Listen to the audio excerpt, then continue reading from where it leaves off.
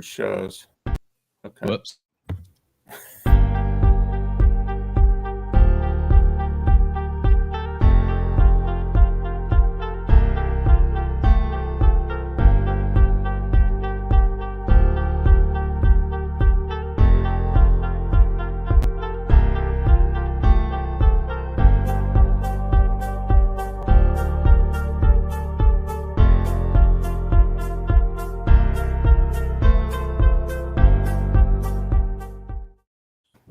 Hi, hey, what's up, YouTube? How you doing? It's Joe D.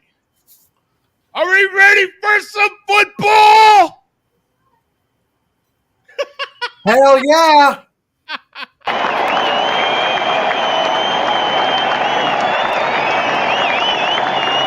That's right.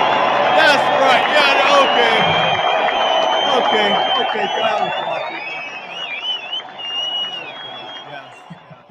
Not too much excitement. Yeah. So behind me is my actual photo, so we don't get copyrighted for that by the people of the for the big game. This is what the big game will look like, sort of. Um, and of course, with last year's champs right here, the LA Rams.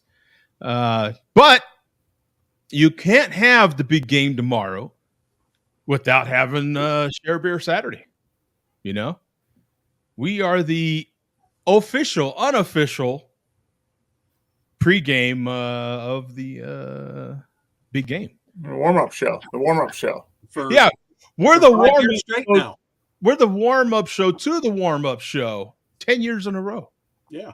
It's crazy. Super unofficial. So I am having, and not sponsored, by the way. One of these days, maybe they will. Miller Lite. That'll be the warm-up beer to the warm-up for the warm-up show on this very beautiful Super Bowl Eve, big game Eve. I don't know, what is it? It's a nice 75 degrees here in Phoenix. The sky actually does look very similar to I was watching some of the golf today, and it was total blue sky. Yeah. Up over Phoenix Fantastic. National, whatever that course is. Yeah. There's so much stuff happening right now here. It's I didn't dare go near downtown, go near Scottsdale, or any of that. That's just I'm avoiding all that because that is the West Side, anything. I just a lot of people. Yeah. A lot of people, man. And then you've got a lot of gray hairs coming in too because it's spring training time. It's the some of the people that kind of have their second house here, the vacation house, are casually starting to wheel in. What do you got? Another 2 weeks before pitchers and catchers, I think. Or it might be next week, isn't it? Like the 20th? Usually, the second week in February? Yeah, I think it's end of next week, probably. Yeah. So, a lot of stuff going on, man, right now for sure. So, what are you drinking, Mark? Well, I'm gonna make a prediction about the game tomorrow. Oh, okay. I'm gonna say whatever team wins is gonna run wild over the other team. Oh, okay. I see what you did there. All right. So I'm having another. It's Athletic Brew. It's another non-alcoholic beer. This is the standard IPA. So the NA beer you had last week was a session IPA. Should we say? And this is hazy. I had the hazy, which I have another one of those, and then this is their regular IPA. Okay. So non-hazy. So now, any difference in IBUs? Are the IBUs listed? This one, does it have IBUs on it? 65 calories. It should say IBUs somewhere. Yeah, you would think it would. Yeah, it might have it on the box. I don't know. I mean, it tastes like a straight up regular IPA. I mean, as far as bitterness itself, kind of in that 50, 60 probably. And I think the hazy is pretty much similar. It's just got, I think they brew the hazy. They put oats in it. Oh, okay. Yeah. Make it kind of hazy. Yeah. So, and what was the name of it again, Mark? I'll look it up. Yeah. Athletic Brewing Run Wild. Run Wild. Okay. Yeah. There it is. Yeah, Run Wild Brewing. Does it say? I'm showing 35 IBUs. I'll share the screen real quick. And I thought I'd do that just in case. So here, we've got on Untapped, we've got 26,000 ratings. Mm-hmm. I don't think I've done a rating on this one. Yeah. 1,100 in the last 30 days. A 3.38 bottle cap rating. That's freaking solid, man. It's like I said, it's a solid tasting beer. Yeah. So you've got 0.5% ABV. Remember, even though they're non-alcoholic, all of them have some sort of. I'd have to drink 12 of these to equal like 1 12-ounce of Pabst. So right. You're perfectly fine. And 35 IBUs. Yeah. Ultimate Sessionable IPA, brewed with a blend of Northwest hops, with Citra and Mosaic at the forefront. Body of premium organic malts from U.S. and Germany. Subtly complex. They do use good ingredients. So.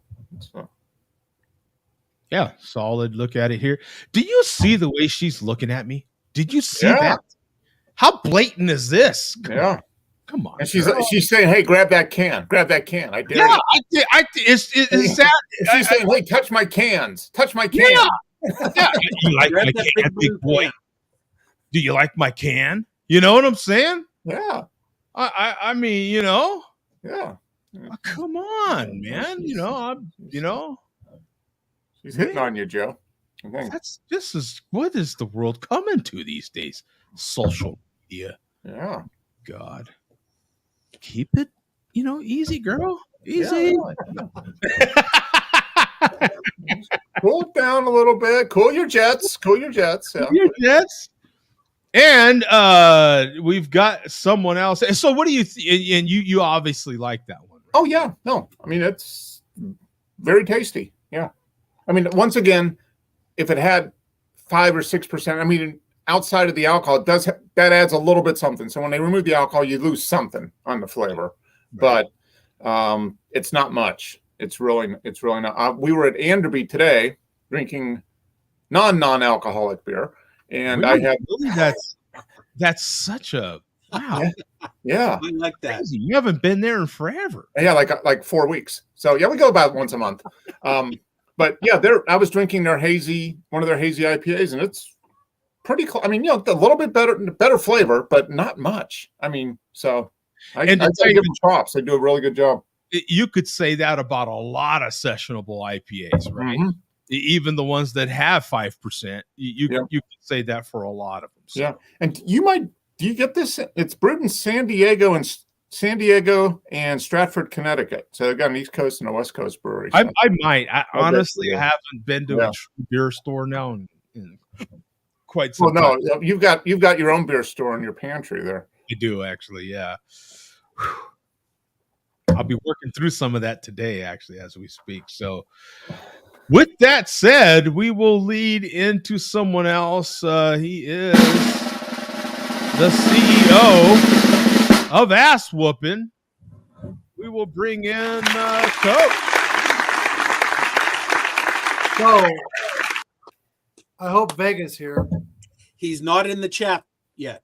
I saw him earlier. He made the first comment in there, and I haven't. Oh yeah. That's right, Moeller. Yeah, so he was here. A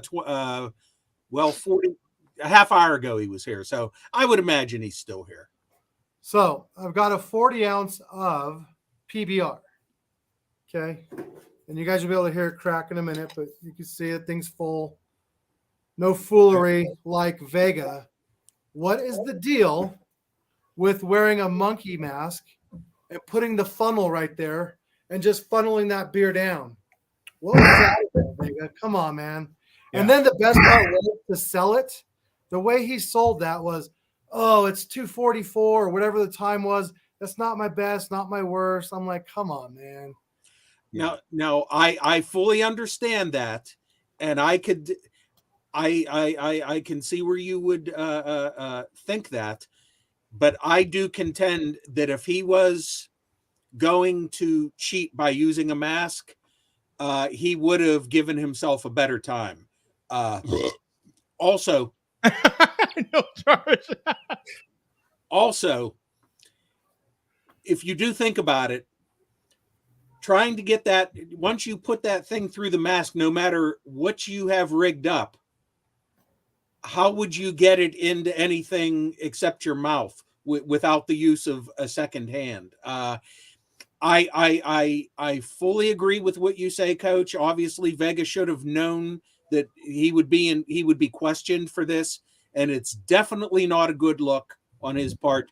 But I don't feel he cheated, though. Okay. Well, fair enough. And I did see the comment that I'm going to foam this up. So now I'm going to try and get this down with speed without foaming it up, because you can't kind of get the best of both worlds, because, you know, when you're trying to slam this thing, it will foam up. Yeah. So I don't know. I got the stopwatch ready to go from the moment it hits your mouth, Coach. All right. I was going to say something else, but I'm going to. Yeah, no, let's hear it. Let's hear it. So this is either going to be legendary or an epic fail. I don't know, but we will see. Are you guys ready for this crack? Ready for the Hey, crack? hold on. Let's get Tom in here.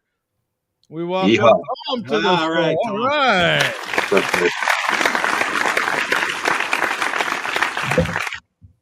So we are about to start the challenge now, Tom. So we need to keep in a football thing. We need to keep the hometown down so we can get the clear can cracker, Bob.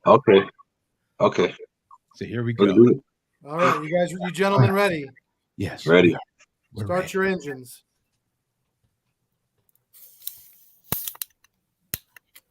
All right. All right. That was clean. There can be no doubt. So what's the rule? I just got to keep it in frame. That's it, correct?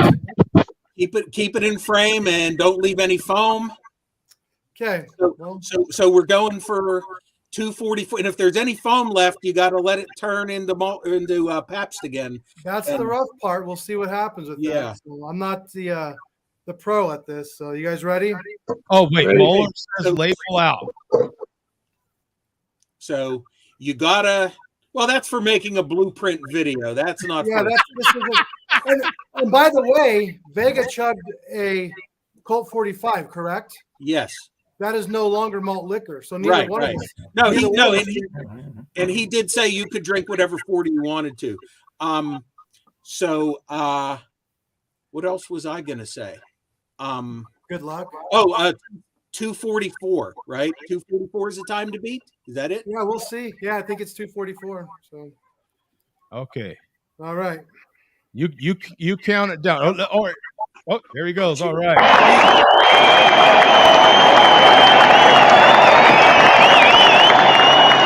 We've got the crowd in here. A lot of support.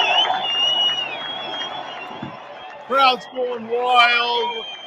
Told the crowd to quiet down a little bit. You know, they're all excited. They're pumped up. They're pumped up. We're through there. There you go.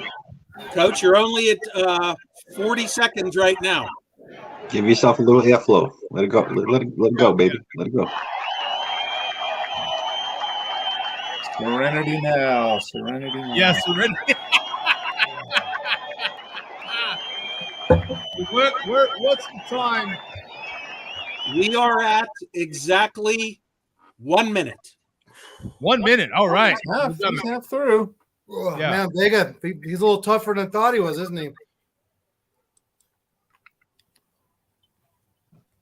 And now he's gonna claim that was with a mask on, too. Well, that was his decision. Yeah.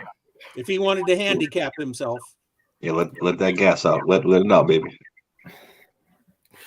Joe Skull's supporting you, man. Chug, chug, chug, chug, chug, chug. Big Rome says, good God. Okay, 144, Coach. You got a minute left. Less talking, more Oh, there you go. chug. That's pretty good. You're 2/3 in there, Coach. 2/3 in. That minute goes quick, though. Yeah. That minute goes quick. Yeah, that's right. Okay, we're 2 minutes even. Oh shit. 2 minutes even. I don't know. Nice burn. Oh, no. Where are we at, Bum? 2:15. Already better than Dorf. There's a compliment. There's that. Yeah. 2:25. Oh, You got it. Right there. Five. Right there. A lot of carbonation. That's the thing. 2:35. We're down to the final. Yeah. Oh, geez. Oh, boy. that's it. Oh! That's it. Valiant effort. And Oh. all right, and Oh. 2:44 has passed. So, Valiant effort, sir. Holy shit. so There you tried. Coach, wipe your mouth and apologize to Bobby now. Consider yourself on the list. You got to apologize to Vega. You're You go to the Sharab. Well, I'll give it to Vega. I will give it to Vega. He beat me on this one. And I'm sorry, my friend. Good job. valiant effort, Coach. Yes. No, I lost it about Yeah, absolutely. Little round of applause for the effort. Absolutely. Orange slices to Coach. Absolutely. And it's not even the amount of beer. It's that carbonation to one spot. It's just a lot. Yeah. Yeah, that's the thing. You can't get through the carbonation as fast as you can drink the liquid. I mean, that's the challenge. Yeah, well, had it been put, I'll tell you what, had it not been in the bottle and you could have had it in our big share beer mug. Yeah, but I think he's still. I'll give it to him. Yeah, no, you generate more foam drinking it through a smaller opening. I mean, No. Let me finish. But you got to pour it the Joe D way. See, where you get rid of all that carbonation ahead. Why I pour it the way I do, right? And you can chug more beer. Or you got to do it like that Asian guy. Oh, look at that apology accepted. there you go. See, Hey, Vega, and our dear friend Lance also said that is a valiant. I don't say anything, but it's a valiant effort. That was a good effort, Coach. Very good effort. That's one of those ones where it was a valiant effort. You don't know until you know, right? You don't know till you know exactly. Yeah. Well, at least you know you're not a professional chugger, which is probably a good thing. Yeah. Yeah. Right. No, Mueller, he's not making excuses. I got my ass handed to me. That's fine. I can accept this one. That's fine. You know, this could make a good annual pre-Super Bowl event. So that was Chug Off 1. Yes. Oh. Maybe The next big chug. We can call it the big chug. Yeah, maybe next year we all chug something, and we could battle against the malt. Ooh. I'm not a chugger. I did buy some malt liquor earlier today. I mean, We could have a chug off and go against the malt. Oh. Combined average time. Ooh. I think the worst part of that was when the phone came up. It's all right here. I'm like, oh man, yeah. damn it. That's on. And there's that'll be the Moeller cartoon. I know it is. Film at 11. Hey, or you gave Moeller. film at 8. Moeller actually should thank you. There's a thank you due from the Moeller. The Moeller owes you a thank you because you just made his video. He was looking. You got him some views, subscriptions. Exactly. Yeah. Yes. Fuck you though to the Sharab. Fuck you, fucking Abdullah. Yeah. Do us all fucking favor, Mark. Just fucking end it. Hey, can't you read my byline? What does that say there? Respect the neck. Respect the neck. Protect the neck. Yeah. Yeah. Tom's the only one that don't have one of those. So I Well- think you don't have a what do they call it? A highlight? Headline Yeah, a headline.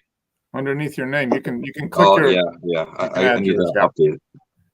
It's just gonna be Delilah's dad. Yeah, Delilah's dad. Yeah, Or I actually. can put McGill the gorilla. Yeah, McGill Yeah, the gorilla. Hey, or Fantasy football. just Teen Wolf. Teen Wolf. There you go. Yeah, Teen Wolf, all sorts of stuff. Yeah. I had a buddy used to call me McGill the gorilla all the time. It's hilarious. You know what's interesting though? I think it's safe to say that Coach already had his beer. We already know what beer that is. Uh-huh. Yeah, Mom, I failed the chug. Right. Now, how is he supposed to explain this fail to his mom? You know, Yeah. now you got to go back to your family with this owl. You know, She's not happy. yeah. You know, now Mandy and the kids Gonna have make to me do my own laundry next week. Oh, Apparently, I just had the last ham sandwich I'll ever enjoy. Yeah. Yeah. I don't know. So, what are you drinking, Tom? And then I'll get into some other thoughts before we get into the malt liquor report. I just cracked myself. And Bum got me in the mood for some Guinness. So I had to. Oh, okay. Is it a special can or anything? No, just It is not. I tried looking for that specific one, but I could not find it. But you Now, did see, I don't know how old those were. Those ones we showed earlier. oh, one of them looked fairly new, though. Yeah, I didn't get as far as trying to find out how old they were. probably would come out for like St. Patrick's Day or something, right? Wouldn't you think? Irish St. Patrick's? I don't know. Yeah, you would think. I think I remember seeing them like 6 or 7 months ago for the first time. Oh, that new. Okay. Yeah. Now, Tom, Mark's having another NA beer. Now, didn't you have the NA Guinness? Yes, it's horrible. Yeah. It just Guinness is already very thin. It's just like See that when you take because alcohol does, even outside of the alcohol, it does give something. I mean, you lose something when you take the alcohol out. So if it already is thin and not much to it, that's like non-alcoholic Bud or that type of stuff. There's just, it loses everything with that. Yeah, when you have a product that's already so great and then you just strip it, it's people like the original. And Guinness is probably 100 calories per can. It's really not that much. I mean, we're talking about alcohol. It's not too bad, and it has 5 grams of protein or something. Yes, I'm getting my protein. Yeah, something like that. Does it list it on there? It's got It's 1.1 gram protein. Yeah. Getting my Hey, protein. boom. You're welcome. You need to drink like a case of that a day to get your protein intake, but you're good. Yeah. 125 calories. That's really not that bad for how delicious it is. So that is keto friendly, right? I'm not sure. I'm not updated on the whole keto guy.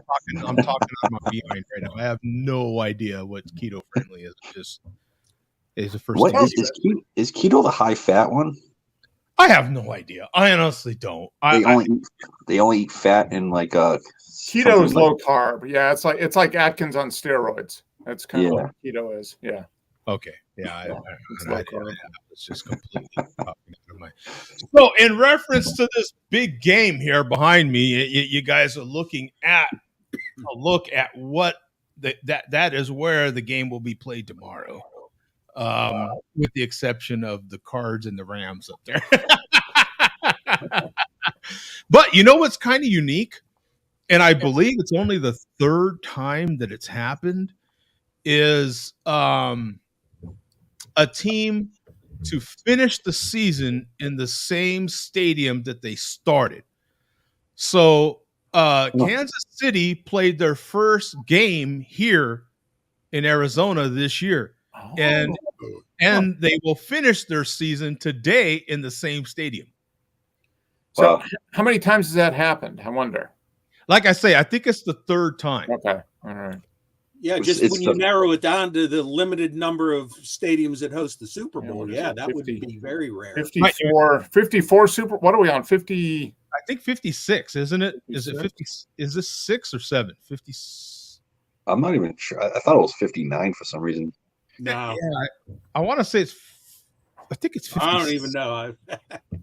It's got to be less than me. It can't be more than me. Because I think the first Super Bowl was 65 or 66.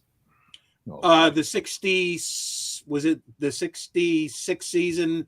Yeah, January of 67. Yeah. Yeah. Okay. So it can't be more than probably 57 at this point. And that shows you there's been too many now because the numbers were so important to everybody at one point. What one it was, now none of us even know. Yeah. Yeah. Well, the problem for me is the Roman numerals. I don't have a problem with the Roman numerals. I just have trouble keeping track of all the what the hell they mean. There's an LV and a 2. Okay, so that's 57. Oh, that's 57 then. Yeah. The L is 50. V is 5, and then VII is actually 7. Okay. Yeah. 57. Yeah. Okay. Yeah. And sometimes they subtract each other. I am not Roman. I'm part Italian. So here's your marker bump. When we're all like, when I'm 101, then you'll know it'll be the 100th Super Bowl. Yeah. Okay. Okay. In that case, that'll be take your L. I You can remember just that. take your L. When you're 100, you can take both your L's. That's right. Yeah. Yeah. Right. Well, no, it won't be LL. It'll be a C then. Yeah, it'll be a C. Oh, Yeah. see, I'm up on my Roman numerals. I give up. It'll be a C. Wait, how the hell did Bum even know that? I taught myself Roman numerals when I was a little kid because when I would see copyright dates on old movies and TV shows, it drove me nuts that I couldn't figure out what it meant. So my parents kind of taught me some basics, and then from there I learned it. How did you figure out that the C wasn't copyright? It was actually because there was no circle around it. C is 100, 90 is XC, meaning like if a smaller number is before the larger number, that means you subtract you go smaller number from the larger number. So IV is 4. If right? if the smaller number is to the right afterwards, you add it. Math is so hard. And there's It's only so like what there's 1, 5, 10, 50 and 100. There's only like the horror. Yeah. There's only six letters you have to learn. Yeah. It's pretty easy once you get the hang of it. Yeah. Joe. I have no idea. That's why I have a smartphone. Yeah. And for those that don't have a smartphone like I don't right now, that's why we have a bum. So this year that we're living in right now is MCM XXIII. Wow. See, that's excellent bump. Yeah. That was good. that No, that deserves- wasn't Roman numerals. That was Morse code.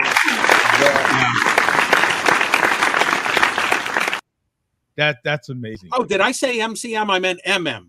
I'm so used to living in the previous century. Yes, you're living in a previous century. Yeah. I guess this is why they say math is racist. Yeah. It's MMXXIII. Yeah. But I think bandwidth has that all wrong because I'm the black guy that wants to be white. Right? According They're just confused, Joe. Yeah. Well, So I think you just made it racist. it would be Mark would have to say it was racist because Mark wants to be black. Yeah. What's going on? Yeah, they have it all messed We up. got them confused. Yeah. They'll never figure it out. They don't know what the hell. Yeah, they don't know what they're talking about here. Yeah. Now, in order to get someone to clarify this all up, yeah, we'll bring bring in Billy D. He'll let us know what's racist and who's going to win the big game and what his thoughts are on, the first game and the last game being played in the same stadium and all this. Welcome back,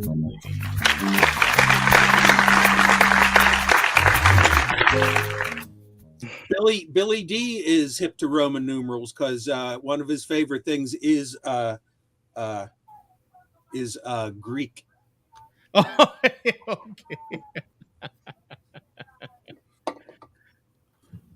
He's into all the ancient cultures. All the ancient, yeah. All righty. I don't know if we can. We got a lot of news, but I don't know. Coach Coaches was the top story tonight. Oh yeah, I would assume so.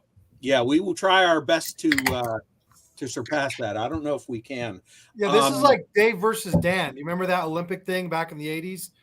And one of them was confident, the other one wasn't. The other one got his ass beat. I think I'm Dan, or I think I'm Dave, whichever one lost. Yeah. Well, looks like it sounds like it's mutual that you guys will have a rematch down the line. Maybe next year. It's kind of like heavyweight fighters. Like the minute one loses the title, then they're automatically you have to come back to coach for the rematch. Yeah. Go back to the rematch. Yeah, I'm but gonna maybe join- next I'm gonna time join I'll you let the today. beer bottle come all over my chin. Oh, Look at that. Speaking of heavyweight fighters, I'm not going to drink this, but it's funny. Oh, that that one's you cool. mentioned heavyweight fighters because this is our vintage sponsor today. Tom, you actually gonna you got a St. Ides? Is this the first time someone drank a beer from a sponsor? Well, this is a last minute sponsor only because Okay. you pulled out your St. Ides. Okay. Oh yeah, baby. This is You something whip yours that I out, didn't. so I whip mine out. This is, Big boy. Oh yeah, we didn't like the sign. this is Hey. something that I did not show you guys yet that I got acquired earlier today. This is a full can of St. Ides All right. and a rare bargain at $5 for this 24-ounce can. Wow. It's funny that you brought up heavyweight boxing. Look what we got here. Commemorative can.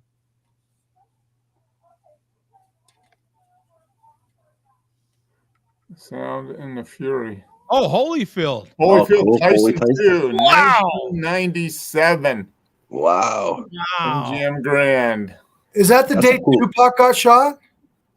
Yeah. I believe so. So Yeah. Sponsor. I won't be drinking this. That's definitely collectible. At least not tonight. Yeah. My options were $1 for the empty can or $5 for the full one. I think some sort of chemical reaction has taken place, and it doesn't sound like there's quite 24 ounces of liquid in the can anymore. Mm. Wait, does it sound like one of those cans of spray paint at this point? No, there's no widget in here. Okay. There's no nitro. This is not St. Ides nitro. Don't hold that to your ear, bum. It could take it off. Just be careful. Yeah. And what is the saying? I'm not the champ. Every head must bow. Every tongue must confess that Mr. Rayner is the champ. Well, spoken like a true challenger. Okay, yeah, he's the champ right now, but no, I will not do the rest of that weird shit. So So that I haven't decided what I'm going to do with that St. Ides can. I doubt if I'll drink it. I don't even know if I'm that much of a masochist. It's only 26 years old. I mean, Yeah. Come on. what's the big deal? Who knows? Maybe we could even do a giveaway on the show or something, or a drawing or something. Who knows? We'll see. I don't know if I could drink that. Or Oh, you don't want to drink it now. we could raffle it off or auction it for charity. Yeah. Oh, that's Oh, right. there you Yeah, go. we can do that. Yeah, sure. So I'm not drinking that tonight, but I just had to show that since you had the St. Ides, Tom. That's crazy. Yeah, it's delicious.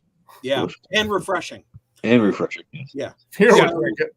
Yeah, no, actually, Fear probably would. I don't doubt he would. So while we get to the report here, I just want to say that I'm finishing up a Jenny Ice, still working on the 24-ounce can challenge. For Vega, we have 3 more weeks to finish this after today. This is number 46 out of 51. And from here, we're going to move on to tonight's second 24-ounce can. Ooh. Now, today is 2/11, right? Yeah. February 11th. So, in honor, Oh, nice. 201. There we go.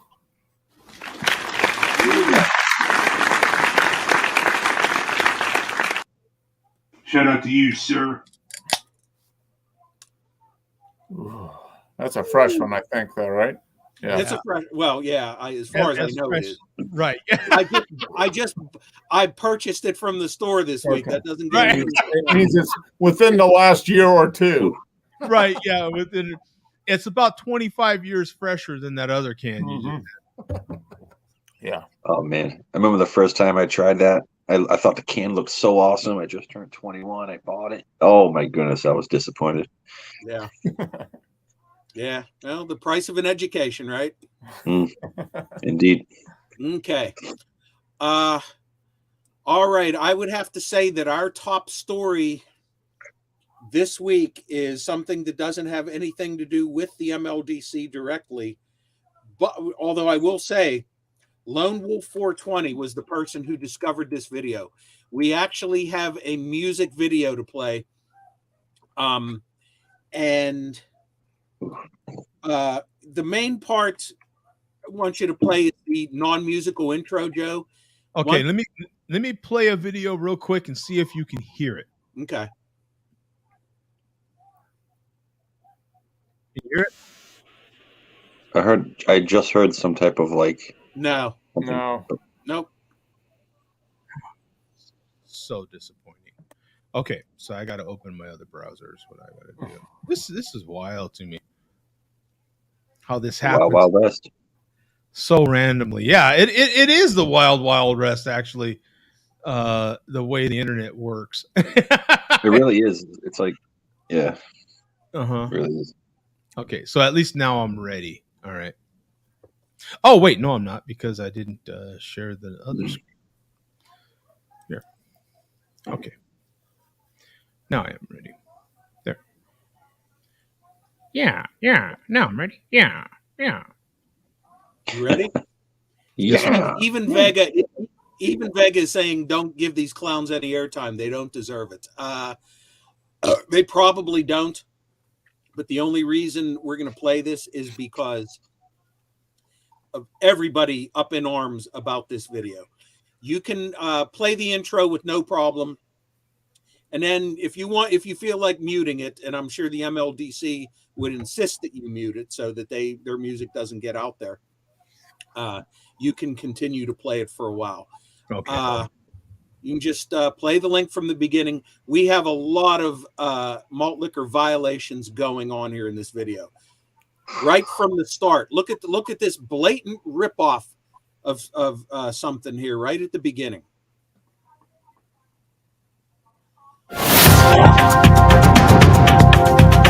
Oh God.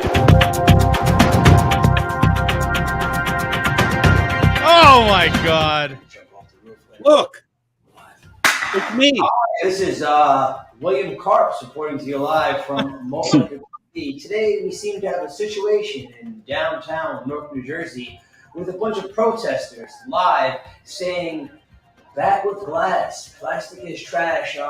We have our man on the streets, Bud. Bud, can you give us some updates down there? We're live downtown Newark, New Jersey, where there seems to be a bunch of people that are upset over the use of plastic rather than glass bottles for bottling 40 ounces of malt liquor. And that's pretty good. I like the way. What do you call that thing that goes around the microphone and everything? I don't know what they call it.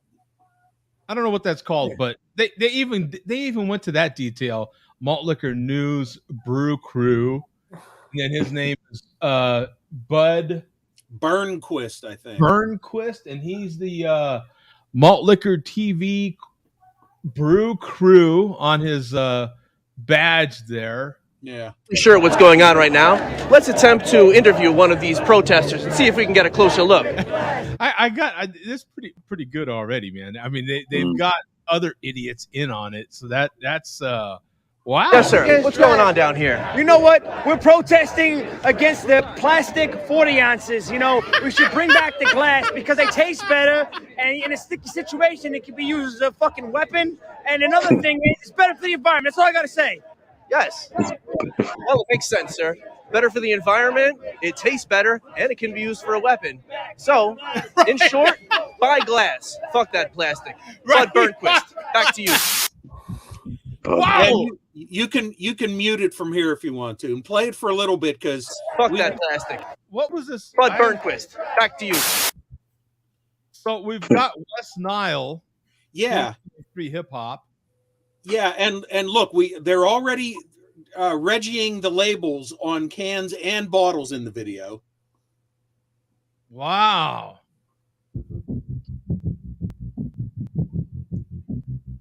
Look, blatant. Wow, they literally got their own label. Blatant label fraud. Wow. And if you continue to watch, you will see them, I don't think intentionally dumping it out, but you will see it foaming up and spilling out.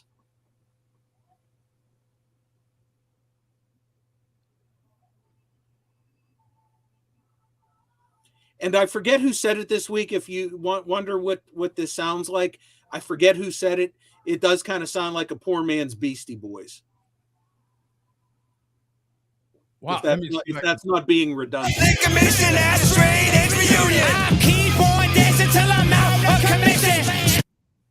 Wow. I don't know, man. That's a pretty darn good effort right there. Oh, it's a well-made video. But so we got label fraud, we got spillage, and also, as somebody else said, the complaints were so many that I lost track of who said what. This is kind of slightly anachronistic because they're doing a video in 2023 complaining about it being in plastic when in actuality it's now reappearing in glass bottles. Yeah. So after 10 years. So this is kind of they're a little late to the game here. I personally, the thing that offends me the most is the reporter thing at the beginning. I mean, look at the dude. He's even a Ned Flanders looking motherfucker. So I look at that. So I have a feeling that just based on their complaints about glass, I have a feeling that these guys, or this guy, West Nile, most likely they have watched malt liquor videos on YouTube, and they've definitely watched the Share a Beer show.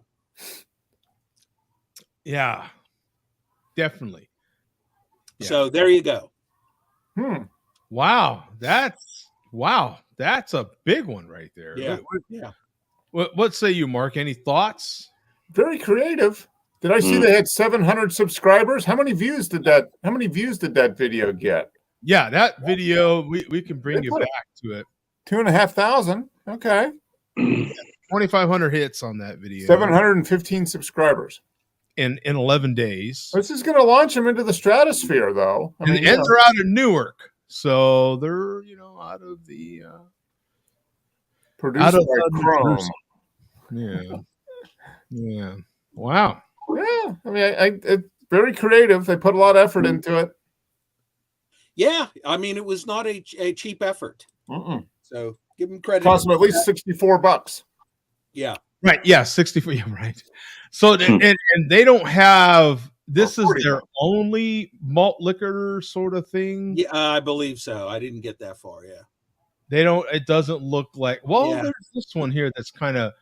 Oh, that's the hard stuff. Okay, so that might be their only attempt Although this West Nile featuring, so I guess West Nile is actually a group. I guess they're a musical group or Oh, I something. think the I guess I don't know, or is it the one guy there? I The don't one know. guy, Who knows? West Nile. Yeah. Who knows? I don't know what. I don't know. West Nile. Yeah, it sounds like they're what? Is it- Oh, okay, yeah, it is a group. Okay. would this be punk rock?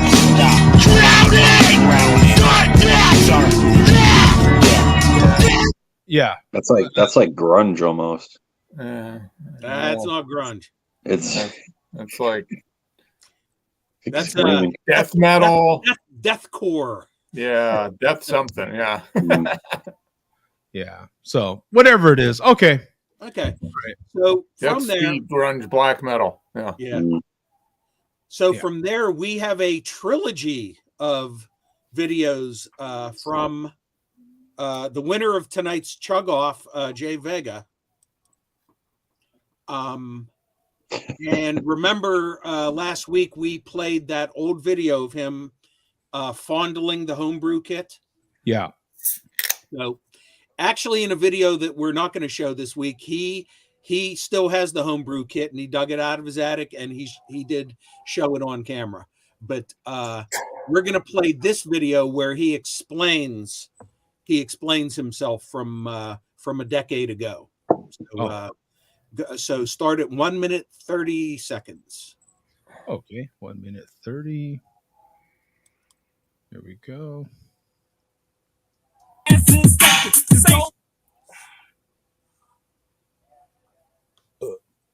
No charge.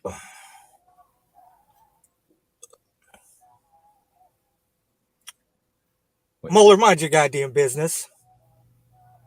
Everybody knows I have a homebrew kit.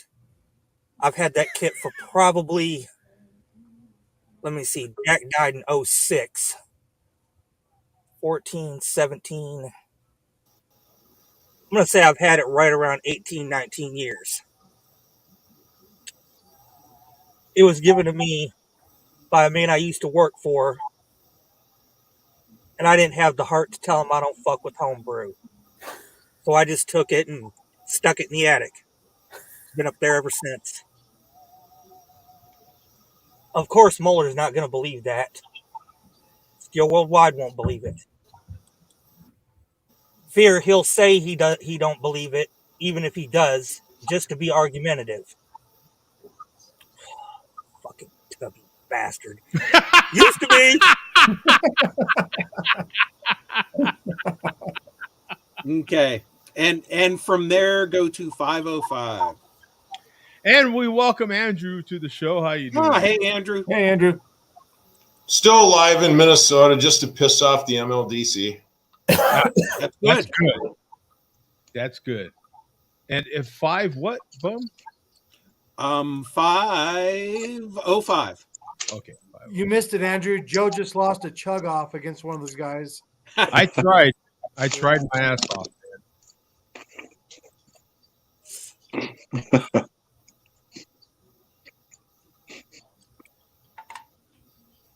You know who is very glad,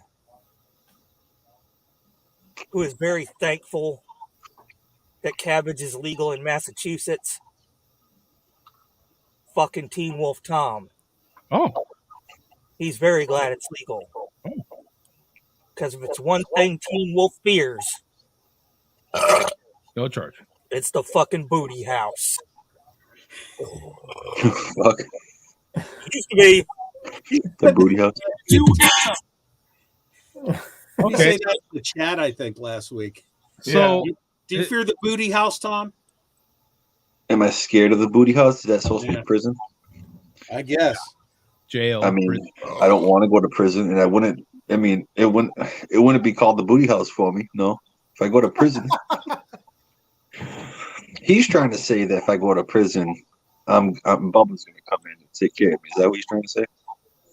Yeah, I think he's Yeah. trying to say, yeah, you're gonna be Bubba's bitch. Yeah, ain't gonna happen. Yeah. Tell him. You're gonna be getting some booty, not giving booty. I don't want to get no booty anywhere. No No booty. booty. And what say you, Andrew? Are you gay for the stay? That's a thing. I imagine that's a thing. Where do you think I got that from? I worked in a prison. So you would hear stories about like men that have families and everything, and then they just come in. This is kind of how it is. That's where it came from. That's right. Yeah.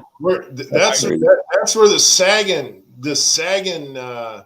I was a corrections officer. Yeah, for The very, sagging thing started in the prisons because when you got your pants at half mast, that means you're available.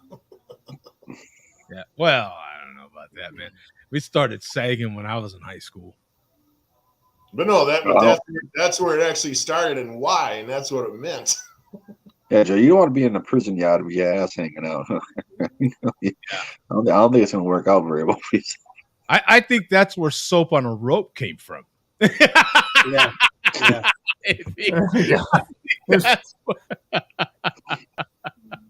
Yeah, hand wash. Whoa! Drawers in the sink. Whoa! Okay, so we've got another link here. What have we got? And from on this one, you can just start right from the beginning. Okay, there we go. Da-da-da. And we'll paste the link. Boom.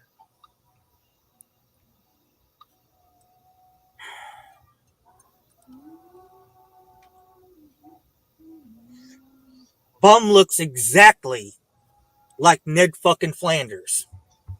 Okay. But you know what? Each day that passes, fucking Steel Worldwide looks more like Homer Simpson.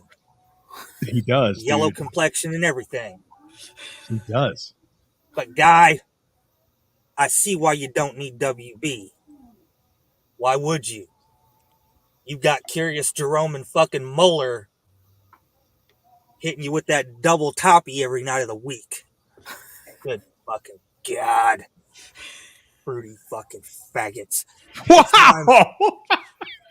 Trying to make a used to be video. Oh, man. Well, we're keeping with the theme of what we've been talking about. Yeah. Okay, and that's it for that one. Wow. He took I got to give it to, he took some time off. And now he is back with he's back with a vengeance. Yeah, he's been working on his set, coming back. Yeah. Hey, strong set. Whatever, he took an Aaron Rodgers 4 months of darkness. And now he's found himself again. And he's good, I guess. I don't think he did find himself because he's not showing his face. Or at least the upper part of his body. Like, come on, man. Yeah. Well, you would. It's for a reason. He says it's molar, but if you had that, don't do it because somebody else. I mean, yeah, it's a face for radio. I mean, come on. Yeah, there are various theories, none out there, none of which I believe. But he obviously has his reasons. But in this next video, Jay Vega is not done with molar. Oh, yeah, him and Moeller have major heat lately. Oh, yeah. So they're in heat, huh? yeah. I guess you could put it that way. Right. So go to 2 minutes. Okay, 2 minutes. Not you're gonna take a no charge.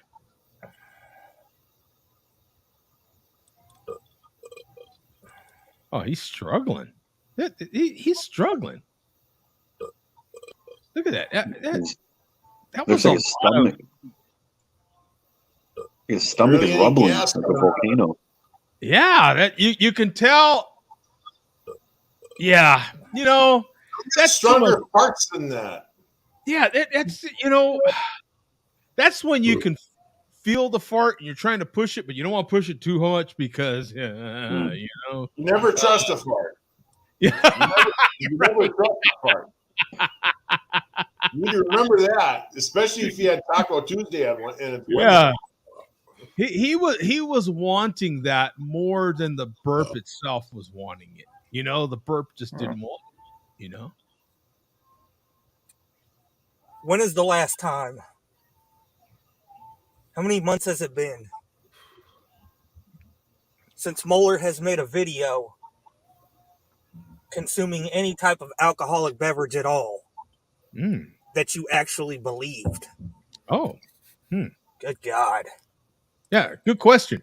What would you say, Mark? When's the last time? I've got to say it's been a long time since it hasn't been on the Malt Liquor Report. You know, I don't follow his channel, but yeah. Moeller's in Mexico, and I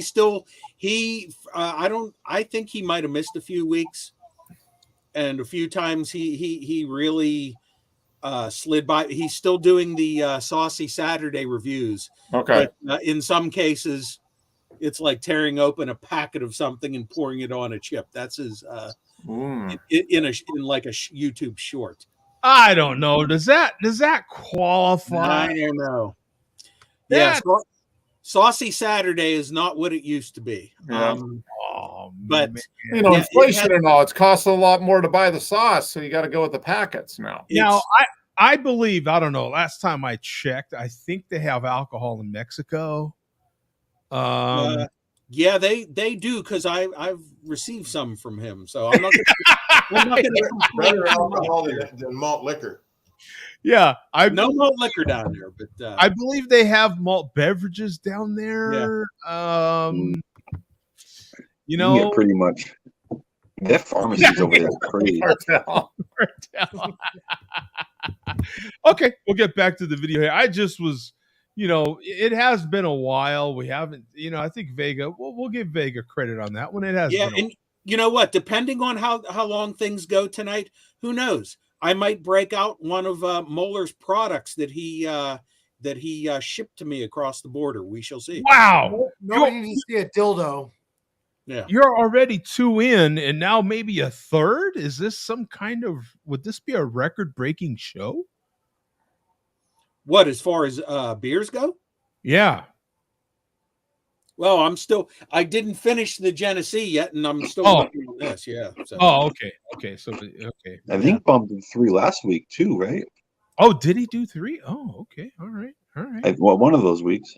Well, I drank my 2 24s last week, and then I actually I think I did break open one of Moeller's beers last week, but okay. I never actually showed it. So. Oh, okay. All right. Well, a fucking shiesty bastard. Moeller. All he does is talk trash in the comments and make his silly cartoons so he can try to take my place as the star of the Share-A-Ho show. Not going to happen, Rabbi Shmuley. Oh, wait a minute. So this sounds like he likes having his place. I told you, these guys cannot stay away. They can't help it. Right, Tom? They like the attention. They love the limelight of the Share Beer show. He's marking his point too. He's like, I'm the limelight of the news. That's my spot. I believe that he came back from his days of darkness because he could sense that, like any other quarterback, he could sense that someone was taking his slot. Yeah. Right. To use the football analogy, someone, you know, if you're injured and you're out the game, then you're out the game. He's definitely not Tom Brady. You can't put him in that category. No, He no. didn't retire or anything. No, Come back. he ain't no Brady. No, that's damn sure. They're about the same age. Honestly, almost. Isn't that crazy how much Brady looks like? I'm sorry. Yeah. He's only a few years older than Brady. Yeah. 5, 6 years old. It is. That guy's amazing. That's crazy. My place as the star of the Share-A-Ho show. It's not going to happen, Rabbi Shmuley. It's not going to happen. Used to be. Okay, that's it for Vega for this week. He's not like Brady. He's more like Bernie Kosar. Yeah, Bernie Kosar. Yeah, right. Exactly. All righty. Well, we haven't had a whole lot of the chairman lately, have we? No. No. God, right. Yeah. It's been a pretty good deal. Yeah. So the chairman's still doing his thing. Actually, he went back out trolling this weekend. So we're going to show that. Yeah. Obviously, his bruised ribs are healed. It's only been 4 months. Yeah. And the mouth still works, right? It's not sprained or anything. So obviously hasn't learned his lesson. So he was back out trolling this week.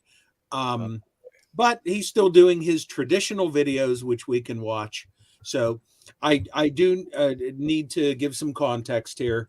The chairman in what we're about to watch, he's complaining about some live streams done by the Esco brothers, and those are a couple of West Coast guys. What is it? King Resco, R Esco, Maine, J Resco. But they make malt liquor videos. They do live streams. There's never really been any reason for us to play them, but they've been doing live streams lately. And I guess their biggest claim to fame is 40-ounce Causer has appeared on a lot of their live streams. So I guess the chairman was trolling some of their live streams and they blocked him. They blocked him? Yeah. So that's funny. So this is the his commentary on that. So go to 355. Okay.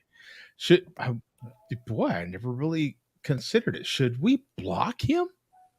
That'd be interesting. Well, watch everything that we have to watch here, and then you decide, Joe. Okay, 355.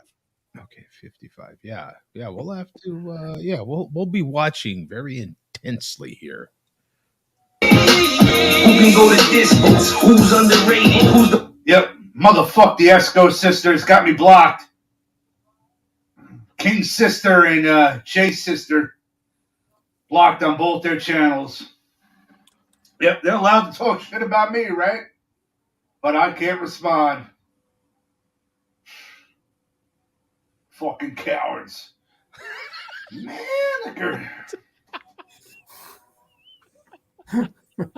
the most consistent? Okay, and then from there, just jump ahead 20 seconds to like 4:45. Okay. Yeah, we'll let him run here. Large bag from Steve Style commercial with A. That's why I got to give credit where credit is due. Oh boy, is something. Well, who do you think is getting the next credit here, Coach?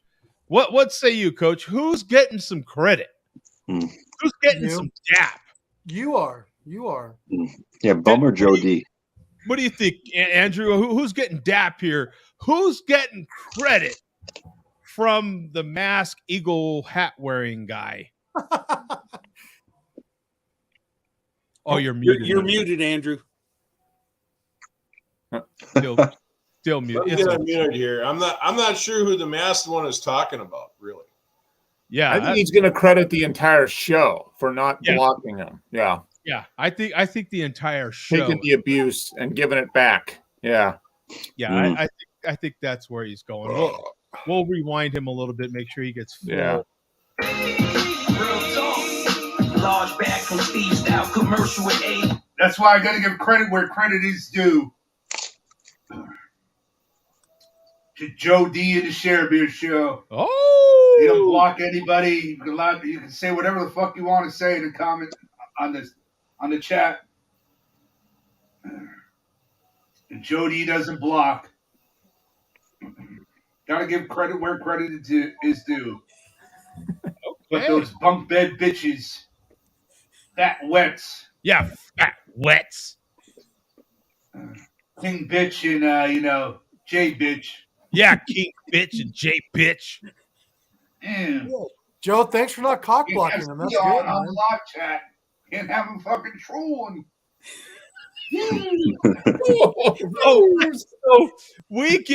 So Mark was right, and so was Coach.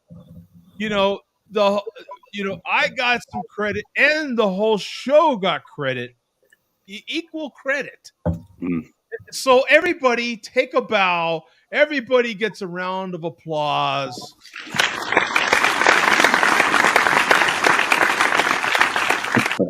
All heads must bow. All tongues must confess.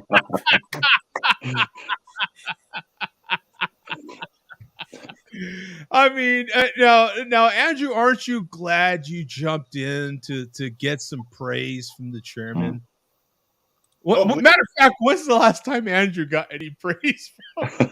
You know what? I think if the chairman knew, I think if he knew that you were here, he might not have done it. You do an F you, Andy. Hey, Joe, here's the other thing where I'll give credit where credit is due, back to the MLDC. They do to us as we do to them. They give us shit. We give it back to them in spades.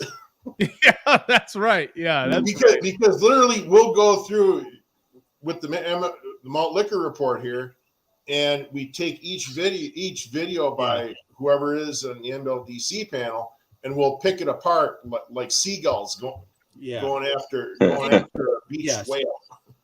And unlike most others, we can take it. That's right. But there is a way to get banned. If you guys have been here long enough, I think you guys know how that works. Oh, sure. And obviously, yeah. I remember that one show. Oh my goodness. I feel like we're missing out on a whole nother level here. We haven't. Maybe we should block somebody. Should we start blocking people, Mark? No.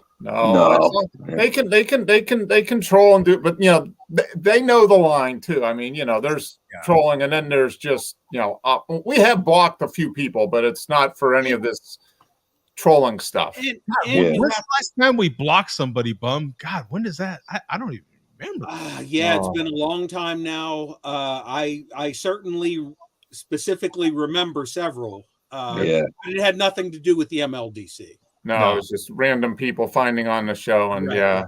I think the last ended the show one time. Yeah, possibly. We got so much. Yeah, we're like, okay, we're done. Yeah, see you next time.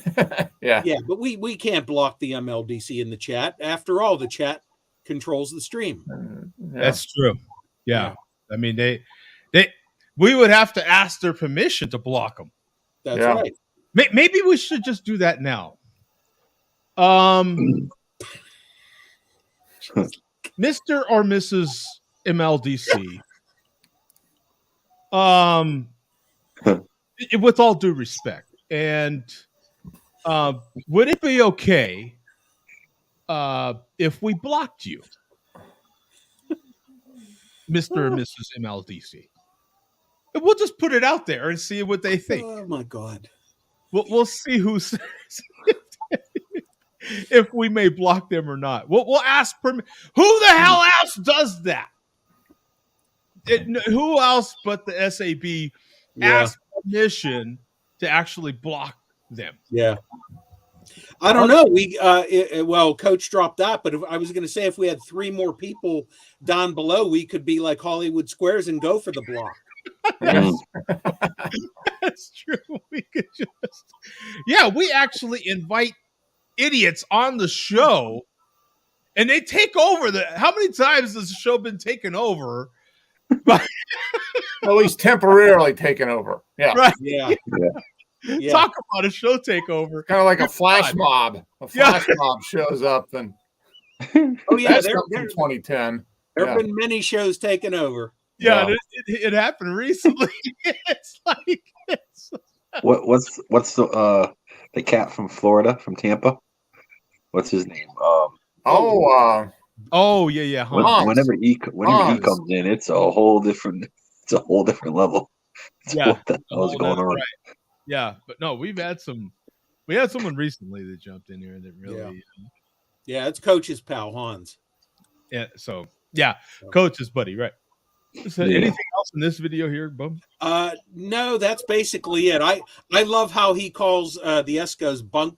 What did he call them? Bunk bed bitches. Yeah.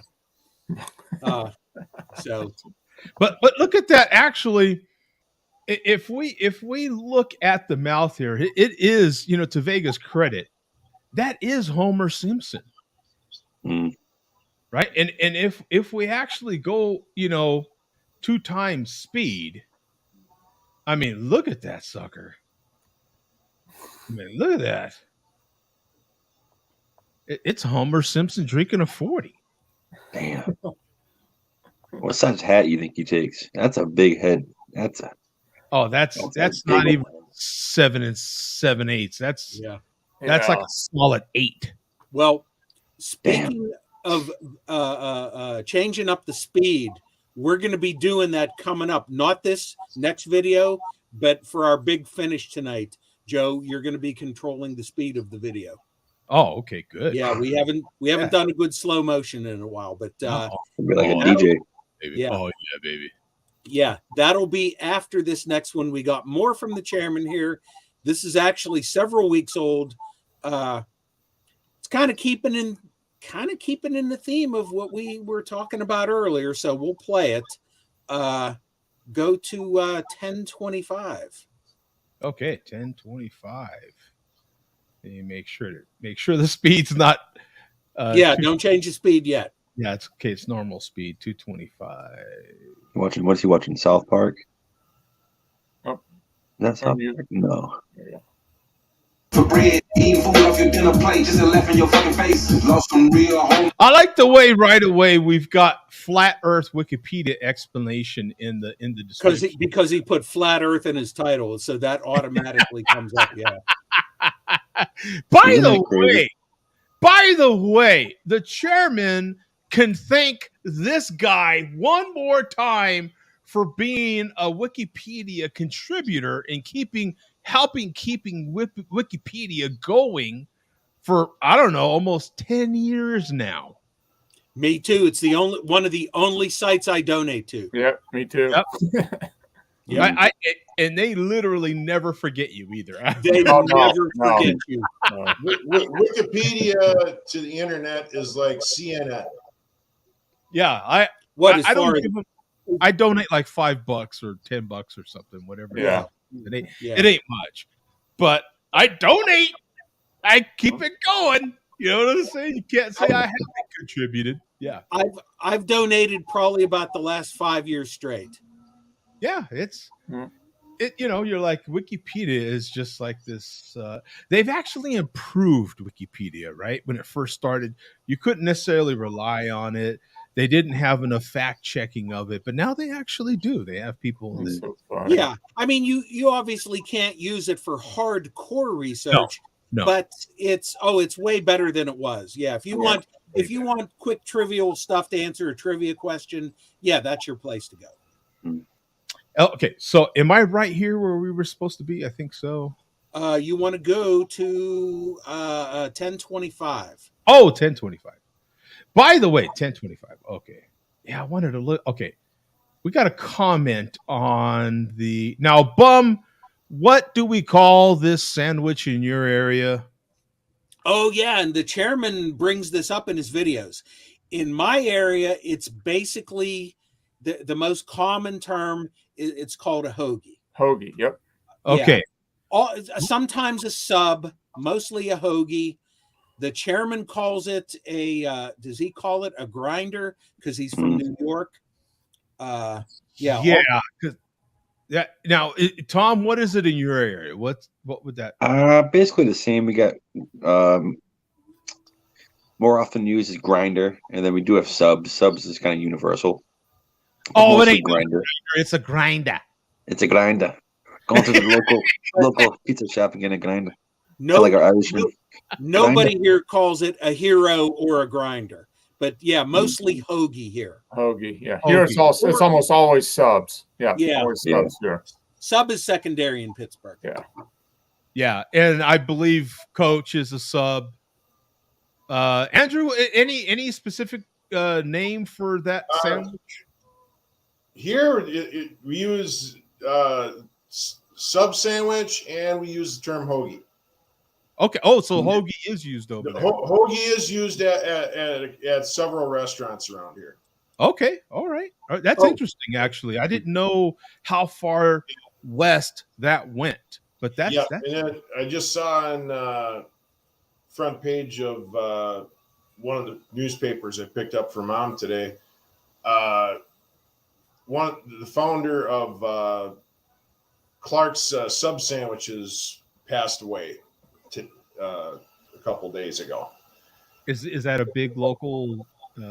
It used to be back through like the 1980s. Okay. It was just a local chain to the St. Paul, Minneapolis area, and that was it. But it wasn't like no Subway or nothing. Okay. But they brought the sub sandwiches to the metro area. Okay. Back in the day. And Bum, what were you going to say, Michael? I was going to say, I stand corrected. Thank you, YouTube bandwidth. The chairman does not call them grinders. He calls them wedges. Wedges? Wedges, yeah. And he does mention that all the time in his videos. I'm getting my terminology mixed up. I said grinder because I believe that's the phone app that the chairman uses. Yeah. Grinder. Oh! He orders a grinder, but yeah, it's not really. Nice one. Nice, yeah. I have That's a question awesome. for Tom. What's I mispronounced this, Tom. What's a spucky? Spucky? Oh, I've heard of that before. I don't know. To be honest, I've heard of that. Yeah, I've heard of a spucky before. Wow. Is it a sandwich? Yeah, it's another name for a sub, but like Joe said, I call it a sub. Yeah, here it's just going to either be a sub or a sub sandwich or a sandwich. Yeah. You go to South. You go like to Southie in Boston. They'll call it something different. I don't know. I don't even know what they're talking about. To be honest with you. Yeah, it feels like the most colorful languages for sandwiches and beverages. It seems like it comes in the East, right? Like somewhere in the East. It could be Southeast or it could be kind of Middle East or Northeast, but it's somewhere east of Mississippi is where some of these colorful. Well, that's where it all started, right? Yeah. Just in America, like sandwich Yeah. shops, just one of the original things they did, right? Selling subs, selling sandwiches. Pittsburgh holds a lot of credit for some of that stuff, right? You self-proclaimed home of the hamburger is from Massachusetts. I'm sorry, Pennsylvania, right? You've got that.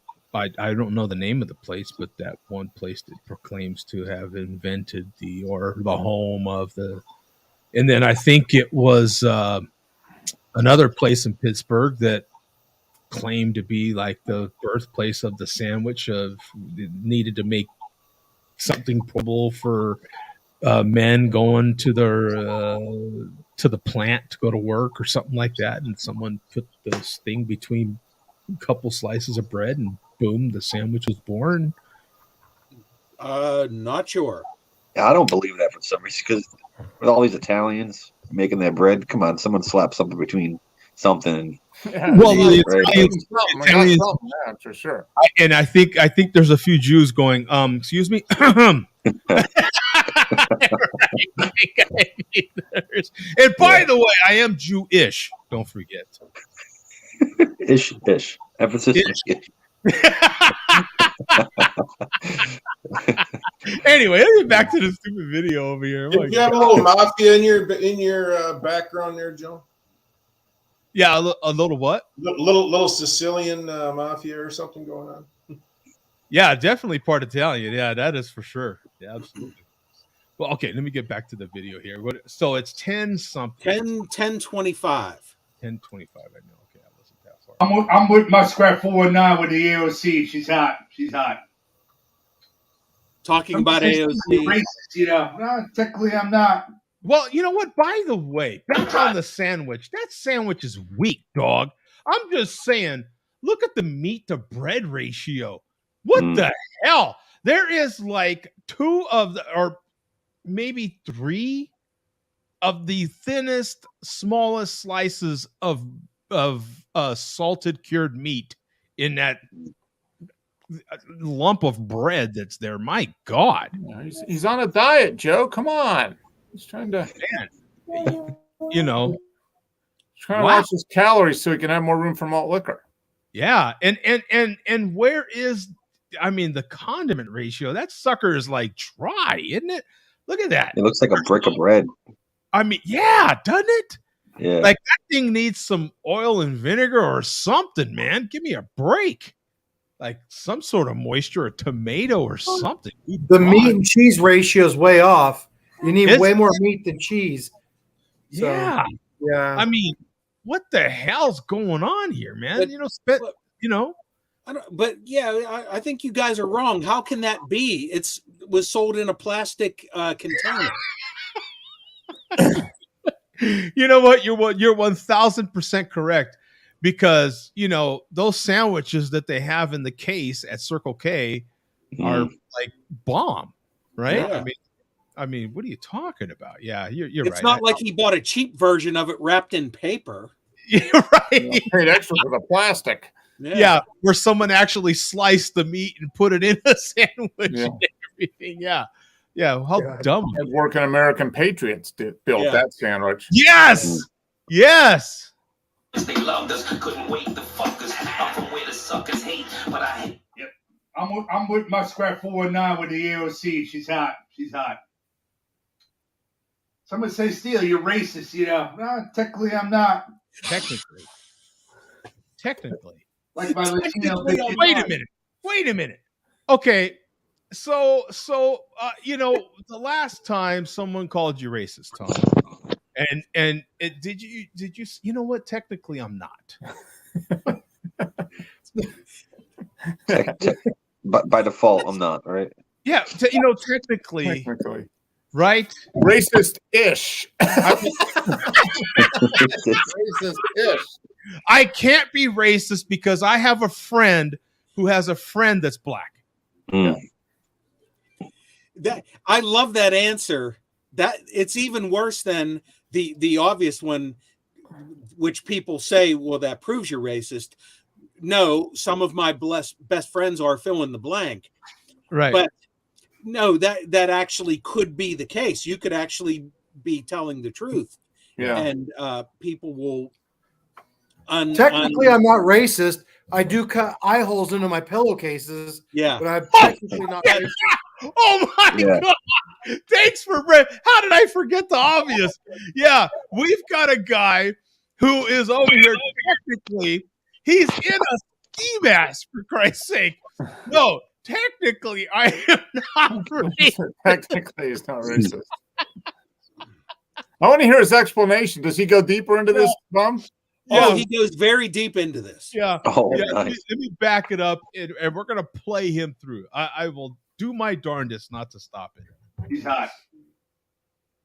I'm gonna say, Steele, you're racist. No, technically I'm not. Like my Latino bitches and my queens. Oh, That's it. There's his explanation. Okay. Wait a minute. Yeah. The way a man put the whole. Did you see the way he got his Homer mouth over that whole hoagie? Oh, I did not. Over that wedge or whatever it is, sub or the sandwich. Did you see the way as he's speaking about Latina bitches? Watch him Bitches on top. mouth around something. You're racist. No, technically I'm not. Yeah, technically. Like my Latino bitches and my queens. Now, did you catch that? Holy shit. He likes. Did you see the effort? I think he got stretch marks around his mouth doing that. Look at that. It looks so natural. It's like his own habitat. My queens. Yeah. Watch him swallow it. Oh, yeah, baby. Oh. Okay. Speaking of that, did anybody catch what he said there? Yeah, his Latina bitches and his queens. Queens. Yeah. Has everybody forgotten what queen used to mean? No, queen still does. Yeah. Well, when he said it, I think when I hear queens now, I think like black women, but remember what queen used to mean. Oh, no. Queen in his community still means what you think it means. Well, maybe that's why he opened wide. Yeah. That's why he has the stretch marks around his mouth. That's why he made like a what are those snakes that can detach their jaw? Yeah. Accommodate something extremely large like a whole pig. Yeah, exactly. Yeah. He'd do great in prison. Oh yeah. Yeah. He's gonna go away to Dick Camp over there. Yeah. So that's it for that part. So there's Steele explaining himself. We do have watch this guy chew. Watch the chewing that happened. Look at, is that not like that should be a cartoon animation in itself? Look at that. Look at the just concentrate on this part here. Look at that. That is hilarious.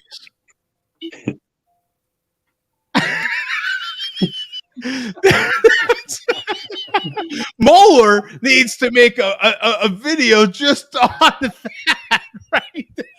Moeller's on good terms with Steele right now. That's why he okay. He's made some Steele videos, but nothing too direct. Yeah. Okay. Yeah. So one final thing in this video, and this is because we all love this kind of stuff from him. Go to 1445. 1445. Yeah, man, there's always something with this guy, and we have definitely already gotten quite a bit. Yep, fear. So jelly about Steele being the chairman of malt liquor. Jelly, is that socially acceptable for a man to go there? Like, is it okay to go jelly? Like, that's acceptable for like who ingests a big grinder like that. Yeah. Yeah. That's like a 6th grade schoolgirl jelly, right? Isn't it jelly? Like he's so jelly. Yeah. He's trying to be hip. He's trying to show how hip he is. Yeah. Okay. Yeah. Right. He's trying to be hip. Okay. Most subs on the flat Earth. Most views. Whoa! Wait. Subs on the flat Earth. Most views. Yeah. Is that what happens when you intake your queen like that? Subs on the flat Earth. Most views. Yeah. Is that what it sounds like when you're, you know, when I won't go there. I'll leave him alone on this. On the flat Earth, drinkable liquor. He's so mad. But it has something to do with prison Flat Earth, and you know. Most views. Yeah, I believe that's how it sounds. On the flat Earth, drinking malt liquor. He's so mad. I wish Steele. I wish it was me. I wish I had my two front teeth. My two front teeth. My two front teeth.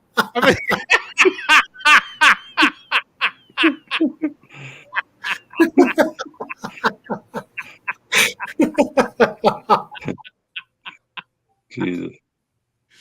Most views on the flat Earth, drinking malt liquor. He's so mad. I wish it was me. Not on my watch. On my watch. And what was that last? Not on my watch. On my watch. I wish I was a little bit taller. I was a baller.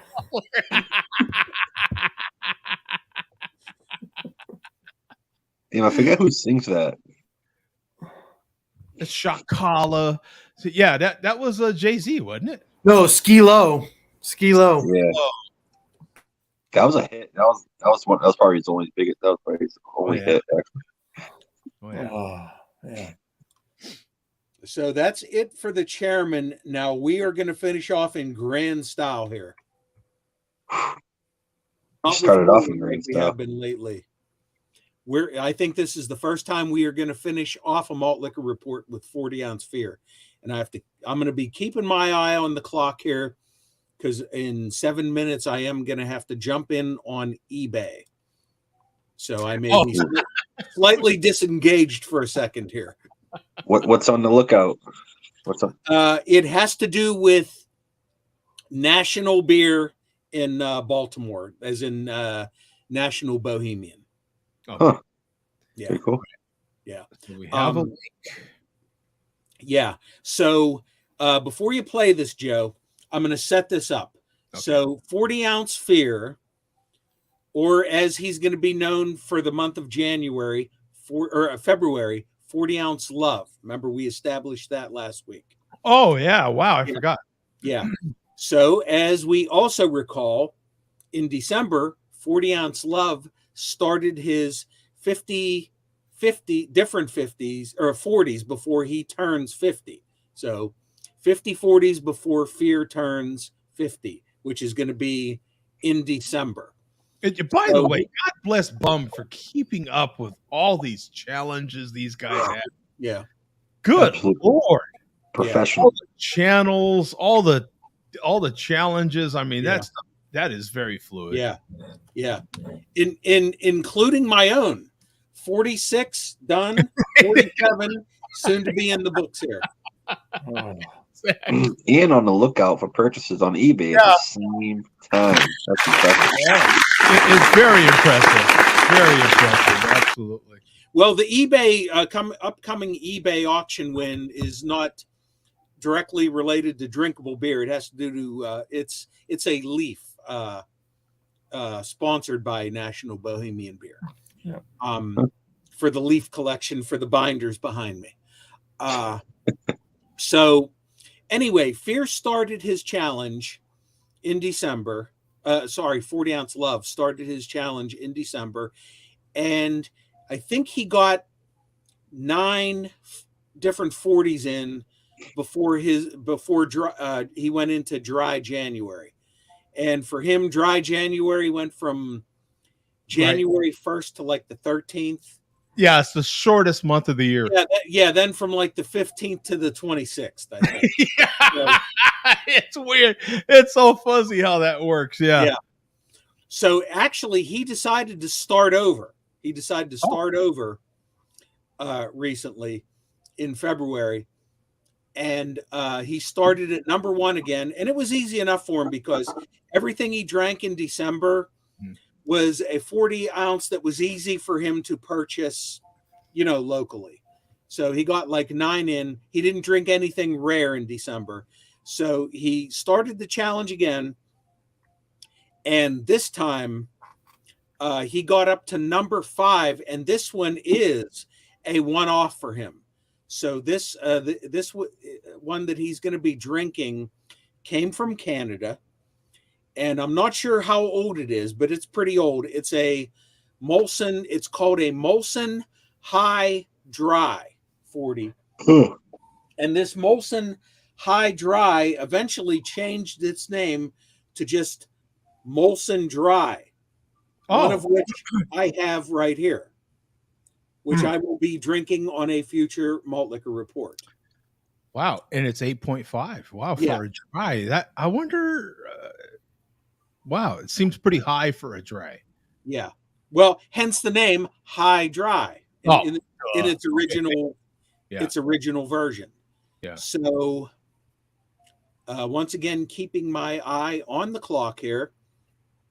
At one point, Joe, I'm going to request that you stop the video and switch to slow motion. I was debating back and forth as far, and there's my alarm for the auction. As far as whether, we can kill time. Now, as far as whether I wanted you to play this in real time the first time you see it, or to play it in slow motion the first time you see it.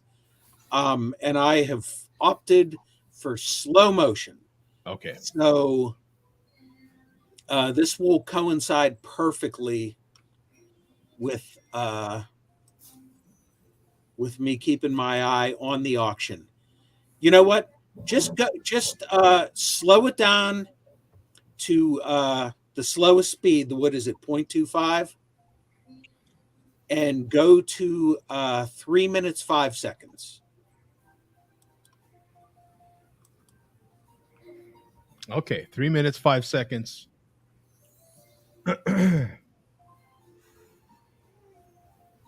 So you see the high dry label there, and because it's high dry, he's got a Def Leppard high and dry vinyl album there. Oh, nice. Yeah. Now I wonder. You have to wonder why this choice of album cover. Is he kind of keen on the guy on the front? Does he really? No, only because it matches the name of the beer. Okay. All right.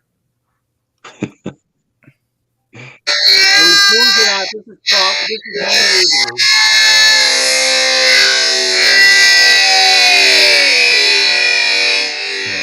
Sweet beers on there.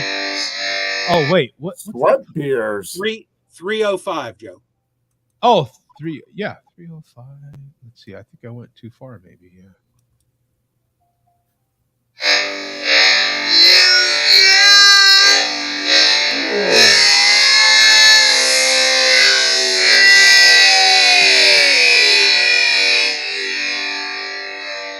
Oh, blood sweat. What the hell's happening on the bottom? Oh!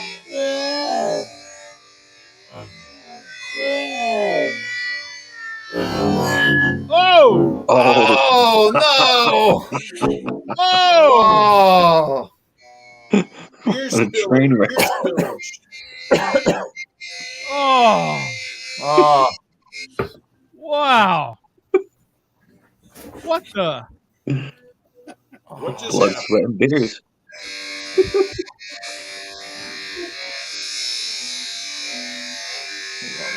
Beer on his album, and Yeah, he got beer on the vinyl. There was like 6 different things happened there all at once. Oh my God! What the hell was that? Was that intentional? I don't think so. Wow.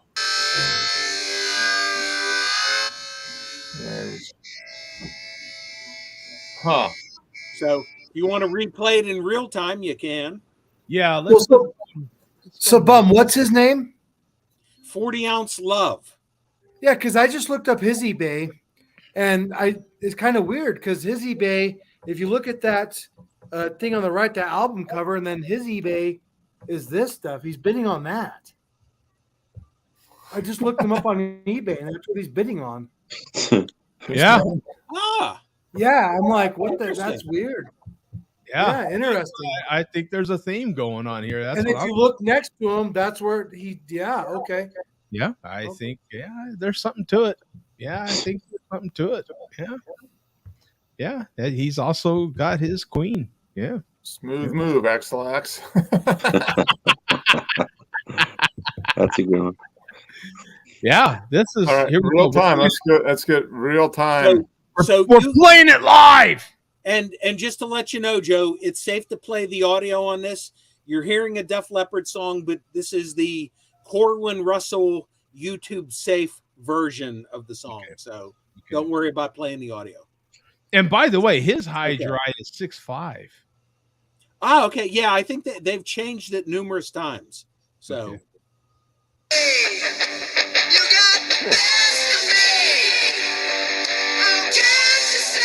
Not bad. Not bad. Oh! That was pretty quick recovery, sort of. Not Corwin.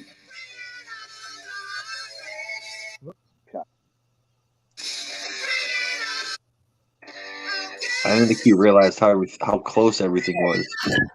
Yeah. So what do you think happened? I think he was gonna grab the glass again, and he he reached missed. for it with the wrong hand. He should have he hit the album first by accident. then he went with the other hand to try to stop it, and it just You know what? I've watched it countless times, and I still can't figure. You guys might be right. Not bad. Yeah. Okay. So right here, the glass goes down. So that's with his right hand. The glass goes down. It tips towards him. It starts to tip towards him. I think he wants to grab or move it again with the left hand, but the album is farther than he thinks sticking towards him. So when he does that, it hits the glass, and then his right hand is trying to come in there and recover it. It hits the 40, and everything's a mess from there. We need a telestrator right now. Yeah. Not bad. So here we go. Okay. The right hand is already heading towards the bottle. Yeah. Yeah, he was going to show the bottle. Yeah, it was pick the bottle up and pour more in or something. Yeah. Let's see. Let me slow it down just a hair. I disagree. I think the glass was cattywampus. If you look at it, it was tipping towards him. So he saw that. Not bad. Yeah, it was tipping. Coach. Yeah, good call. It was Coach, tipping, and then he just went. He didn't let the glass settle down first. Coach, I watched that damn video like 24 times, and I did not catch that. That's what I'm saying. And I then he think kind of went all caveman on it and tried to. Not bad. Not bad. Oh, it just slightly did. Did you see that? Yeah. It was tipping just a little bit. And he saw that. Yeah, that's it. That's it. Definitely tipped it. Coach, you called it. Yeah. Yep, Coach called it. That is fantastic. Amazing. Fantastic analysis right there. You need the John Madden telestrator. That's right. Yeah. Nailed it. Another disaster solved.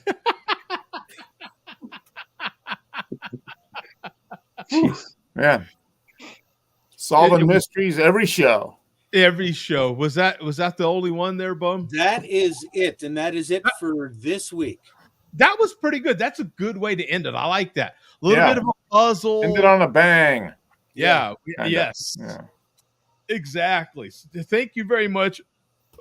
No charge, Billy D. So Billy D's headed off for a bang. Oh, yes, he is. Wow, nice. He's put himself a grinder and a bang. Yes. Absolutely. Yeah. Fantastic. Man. I think it's Delilah time coming up soon here. Oh, yeah. With Delilah visit. Yeah, I would keep Delilah away from Billy D, just saying. That Billy D is exactly what you want to keep Delilah away from. Dear God. I feel a little responsibility there where it concerns Delilah. Delilah feels like a one of our kids. Yeah, so how have you been, Andrew? We want to get some input from you, man. We haven't seen you or heard from you in a long time. Just been busy at work. Good, man. That's good. Looks like you've got a fresh, clean background happening over there, man. Looks like there's just another room in the house. That's all. Oh, okay. I'm just not over in the den because there's not too much light over. The light here is like right above my head. So. Oh, okay. So we've got a better, well lit Andrew now, man. Right. Absolutely. I still got the beard going. Still got the beard. Still got gray out front. So are we still doing security? Security's keeping you busy? Yes, we're still doing that. Just put in an application. Going to try and you could say change careers fully. Oh. What are you considering? Believe it or not, hardware store. Oh, okay. All right. Not Menards or Home Depot or Lowe's though. Okay. more like a local neighborhood hardware store, like Ace Hardware. Like an Ace, okay, yeah. Those are cool places, man. I like going to Ace. Actually, tell you the truth, because Yeah, so do I. I've gone to the Ace that I put an application in at for bolts and stuff for my trucks, stuff for the house, stuff I'm working on in the basement. I always appreciate when I go to my local Ace. And by the way, 53 comments since we started the Malt Liquor Report. Actually kind of low for this week. So the chat row needs to get with it. They were mesmerized by the content. They were mesmerized by the content. Yeah, that's true. But what I like about going to my local Ace and in all the Aces that I've ever been to in whatever area I'm at, they're always so helpful. I like the service that I get from an Ace. Well, that's why the Ace is the place with the helpful hardware folks. Used to be very good hardware men. Very good, man. They're not meant for people, they're meant for folks. Yeah.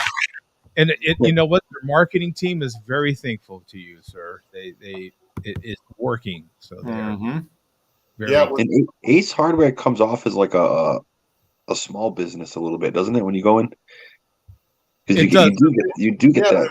There's always someone there to help. Yeah, I think they're kind of locally owned. They have that Applebee's mentality. Like, Applebee's in all the different areas are very, very local oriented.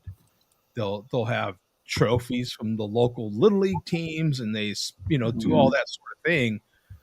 Ace is a very similar way. There's the Ace that's down the street from me. They promote my local area big time. They will sell things there from my immediate area that they don't have at other Aces in Phoenix. You know what I'm saying? That sort of thing. They're very pro. Yeah, they do. Each store will stock certain stuff that's to the local area. Right. Yeah. The biggest Ace here sadly closed its doors a few years ago because the owner of it lives down in Florida, and he saw what was happening in the neighborhood around the hardware store. You've got family-run Italian restaurant across the street. They did a multi-million-dollar expansion and put on several different venues onto their original store, and now they've got like I think 8 restaurants under one roof and several different venues to go to. And they saw what was going on up the street, and the owner said, okay, I'm going to cut bait. I'm going to basically close the store down. I'm going to sell on the ground. This is worth money for somebody. And so he sold it off. Seven Corners Hardware. If they didn't have Seven Corners Ace Hardware, if they didn't have it, you didn't need it. They size-wise, as far as what they carried, they were equal to a Lowe's, Menards, or Home Depot. It is kind of crazy the amount of stuff they'll have in those small stores. It is crap out of it. The aisles were only about 2 foot wide. Yeah. No lie. When you first walk in, because they got shelves, it's like as soon as you walk in the door, bam, you got to turn sideways to get to the main counter. Yeah, and you tell these guys what you're looking for, be it a pair of pliers, a particular type of wood screw or something, and they didn't even use computers here. Photogenic mind. You're like, okay, we got to go over here. I got to go over here. All right, I got to get up to this bin up here. Boom, done. Brings you back over the counter. 2 minutes, out the door. The one that's down the street from me is, in my opinion, one of the better ones because there's a lot of barbecue focused people here, so they happen to carry a lot of stuff that I need. So like if you want to build your own ugly drum smoker, they've got the parts for it. Yeah, that sort of thing. And they also carry a tremendous amount. And it, like Mark said, it's because in our area, there's a lot of people that are barbecue focused. So they carry an incredible amount of the, I'm not going to say name brand seasonings and spices and that sort of thing, but a lot of the big YouTube names in barbecue, a lot of the Instagram popular people in barbecue, they carry all of their damn near. I mean, they carry so much stuff. They have a whole huge wall just of all the seasonings and rubs and stuff from a lot of the very popular barbecue people that you happen to see on social media. Yep. Because it sells in our area. You know what I'm saying? There's a lot of barbecue people here. So it's kind of cool. That part. You know what I'm saying? But in all your local areas, there's a thing, right? Every market has its deal. Yeah. Speaking of, I'm cracking open a local beer right here, man. It's something that of course, you can't see most of it. Oh, you bought that on the same day as Bourbon County, right? I think I remember that one. Yeah. This is another Black Friday beer. This is the Tombstone Imperial Stout. This is the Haven Hill bourbon barrel. Ooh, that's be good. This one in big boys. This is a 15.7. This is not for the weak of heart. 2021 version, by the way. So, don't know if you guys can see this. This is from Neary. Is it? Yeah, Neary sent this to me. Oh, we can't see. We can see the phone, but not the picture. It's, it's O'Hara's India Pale Ale, double IPA.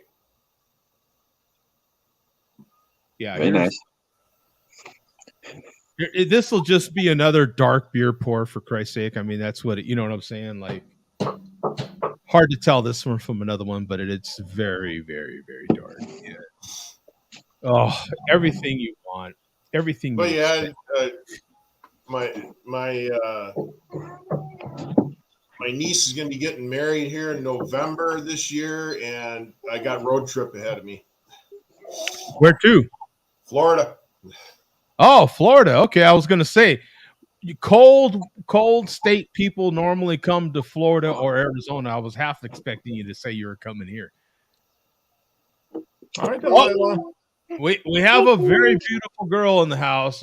Welcome, Delilah. How you doing, sweetheart? Hi. Hey, hi guys. Hi, guys. Hey, Delilah. Delilah looks like she's ready for bed. Oh, she's ready. She got her binky. She's got her little sack on. She's ready to go.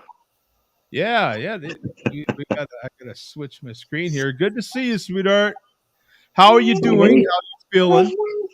Oh, that's Bob Ross. She calls him Bobby.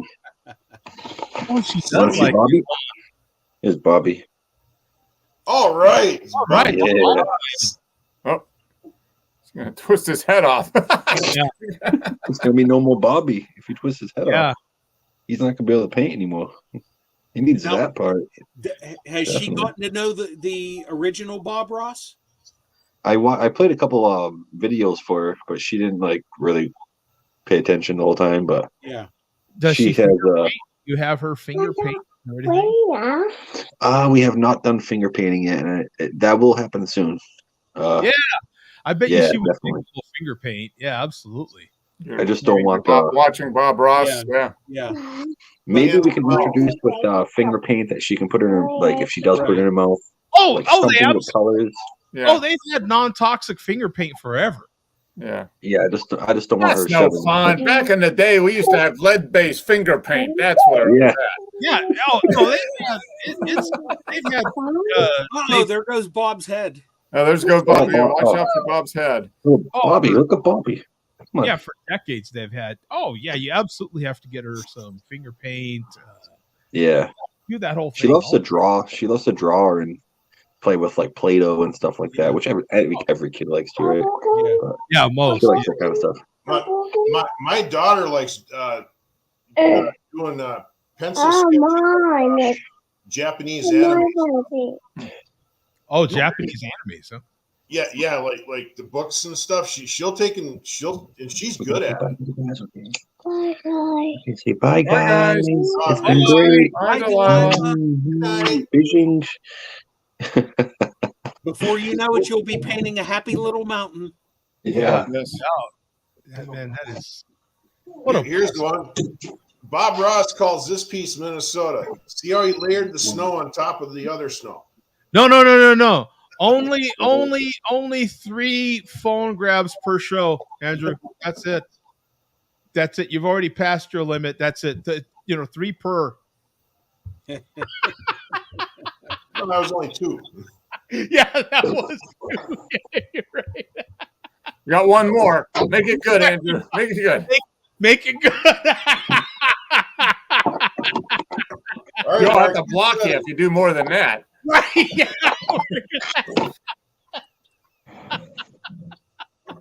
Hey, Andrew, by the way, there You got the third one. Oh, it's your daughter's anime? Yeah. No. Oh, yeah. Let's see that, though. I want to see that. Yeah, it's kind of hard to see. Yeah. it's a U.S. Army kicking in a door. I'm pretty sure that's not the image that they are planning to run with the story. Breaking news: due to a decrease in cookie sales, the Girl Scouts switched to a more aggressive sales campaign. Yeah, it's hard to see. But so let's get your opinion, Andrew, since you haven't been with us in a while. Who's going to win the big game tomorrow? Who do you got, man? You got Kansas City or you got the Eagles? Who you like? Well, my chiropractor's got boards up at his office, and I think I scribbled my name down for the Chiefs. Oh, so you got the Chiefs tomorrow? Yeah, I was like, yeah. Okay, cool. And Coach, who you like tomorrow, man? Who you like in the big game? If I was betting cash money, it'd be the Eagles by 10. They've been disruptive. They've been tough. Mahomes is good. Kelsey's good, but the Eagles have just been on fire since week 1, and it's hard to bet against those guys, man. Okay, Mandy. And Bum, any thoughts on the game? Yeah.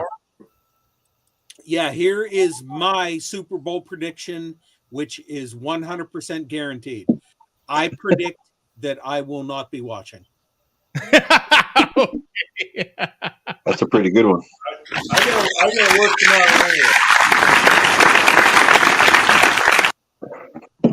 anyway. I gotta work tomorrow anyway, so it's like I'm not even gonna be watching the game. I got to work tomorrow night too, and I'll be sleeping most of the day, but I still probably wouldn't be watching. How bad do you hate the Eagles, Bum? Oh, you would think, well, obviously Pittsburgh, I would hate the Eagles. No, Right. Nothing against the Eagles. And it's usually in Pennsylvania, it's like, oh, well, if the Steelers can't be in it, well, we'll root for the other Pennsylvania team. Usually doesn't work that way. Yeah. Where would Joe be more safe with his Rams jersey on? Eagles Stadium or in Pittsburgh's territory? Where would he be more safe? Probably Eagles. Safer in Pittsburgh because AFC, NFC. Yeah. Oh, okay. That's true. Yeah. No, no, it would be harmless in Pittsburgh. It really doesn't matter. There's not a lot of hate for the Rams. Yeah. There used to be. The big rivalry used to be with the Saints when we were in the same division. I still hate the Saints to this day. That's where the huge rivalry was. Even the rivalry with the Niners ain't as bad. And nothing quite equates to that for sure. Joe, you just gotta win 6 Super Bowls in a matter of 15 years, and then everybody will hate you. Yeah, even the Patriots don't really get that much hate. They're not even as hated as. Because Brady's not there anymore, though. If Brady was still there, people would still be hating on the Patriots. Tom's right about that one It's like when yeah. It's like when Kobe Bryant left the Lakers. Lakers weren't really the Lakers anymore. They were just another team. Yeah. Oh man. Yeah. Don't remind me. Good God. Yeah. Oh, it is. It's hard for me to root for the Lakers right now with freaking LeBron there. It drives me nuts. But yeah. He just got the all-time scoring all-time record. scoring record. You know what? That doesn't matter. You know what? 2 months ago, LeBron himself didn't know what the number was. Nobody keeps track of that number. The only numbers that matter are in baseball. Baseball numbers matter. They do.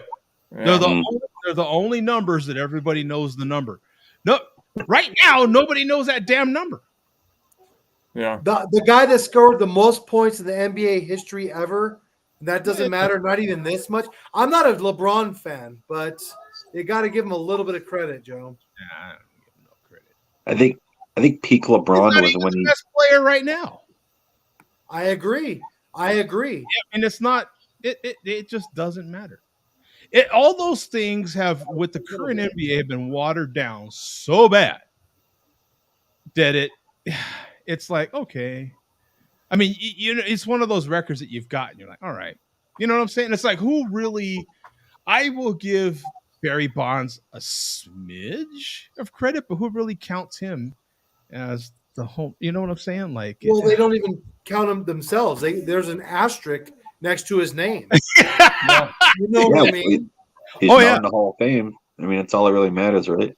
The only numbers that really do matter, that we know the number and it matters when someone achieves them is the MLB. Those are the numbers that matter.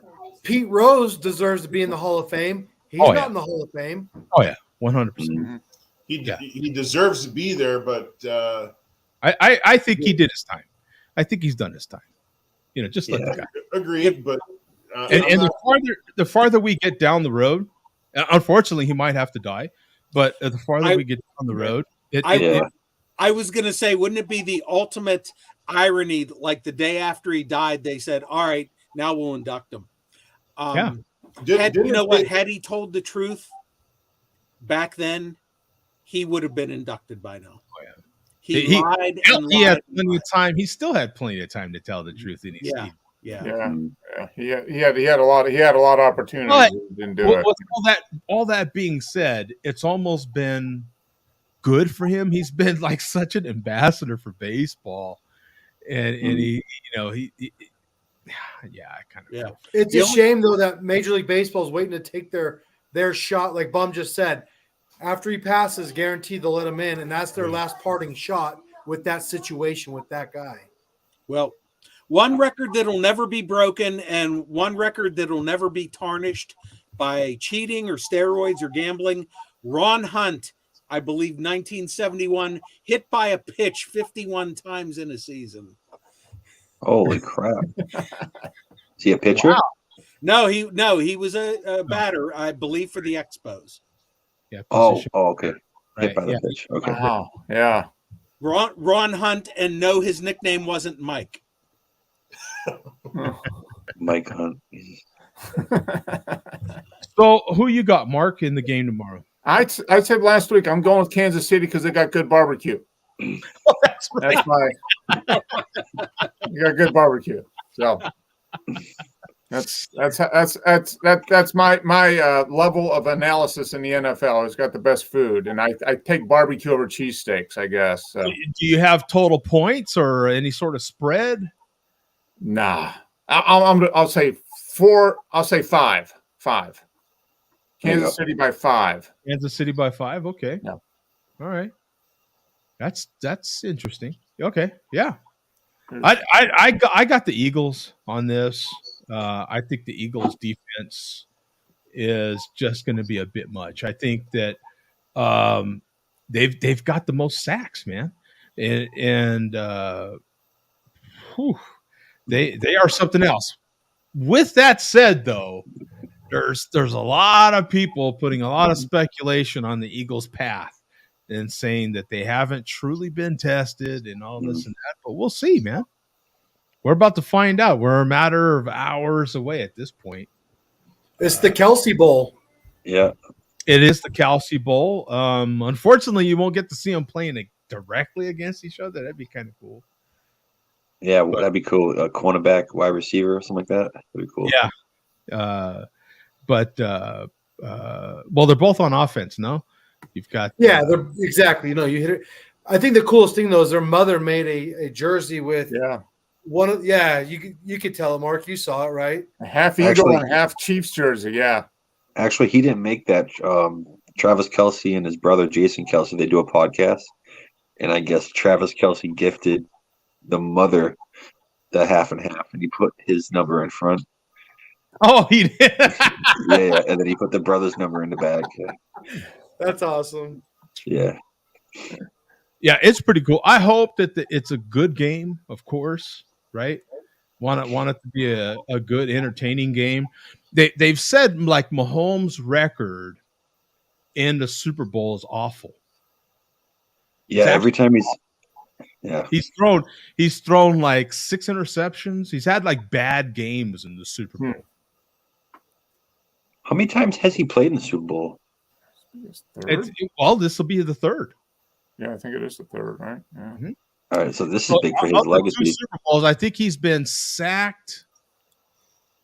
He's been sacked a bunch, and then he's thrown like 6 interceptions, if I'm not mistaken, like 5 or 6 interceptions. Mm. He has been in. Well, yeah. So he has not played well in the Super Bowl. So we'll see. And another key thing to watch is that Thomas, bro. That freaking guy is an animal. That Thomas for Kansas City he's a beast, man. Both teams have good defensive ends, man. But I think the difference though is Kansas, the Eagles, they have what, 73 sacks this year, 75 sacks. And I think 75% of those sacks have been done with their front 4 or less.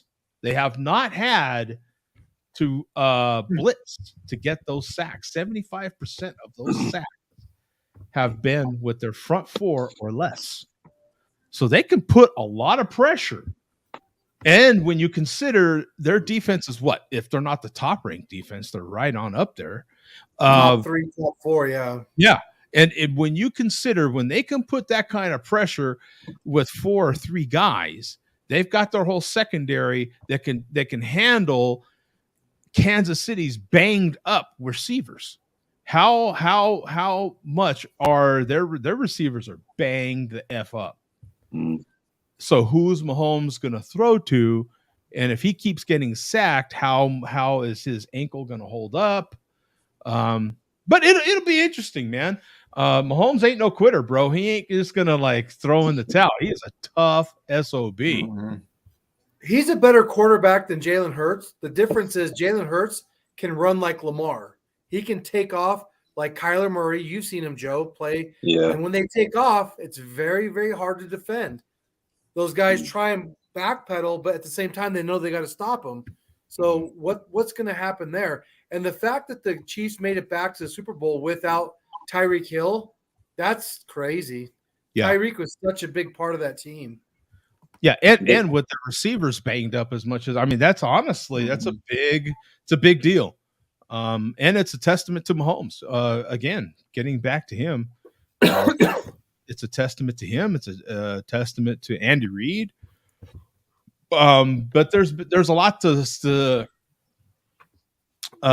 be said for, if this is their 3rd Super Bowl, if Andy Reid don't win it, what does this do for his legacy? What does this do for Mahomes' legacy? What does it say?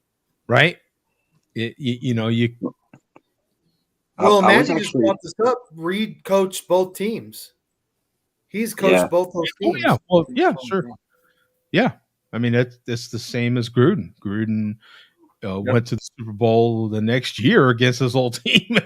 No one knew the Raiders as well as Gruden did when he played against them. He knew. You know what I'm saying? it famously, all the stuff that happened with the Raiders going into that game was insane. They beat themselves before they even got on the field. Do you remember all that stuff? You had their that one lineman that had, I think he was the center or guard that Do you had. remember that? Oh yeah, I remember it big time. He like He had went to Mexico. or something.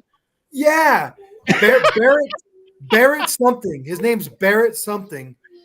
He went down to Mexico the night before the Super Bowl and partied, and Oh my God. Yeah. yeah, he went off the deep end because he's got like a brain problem and didn't participate. Didn't do. His first name's Barrett. I'll have to look it up, but yeah, that was the craziest thing. There's a protocol now in the NFL because of stuff like that. Lights out, 10 o'clock. These guys are in their hotel room, so they can't. As a matter of fact, their curfew started. I think their lockdown started Friday. If I'm not mistaken.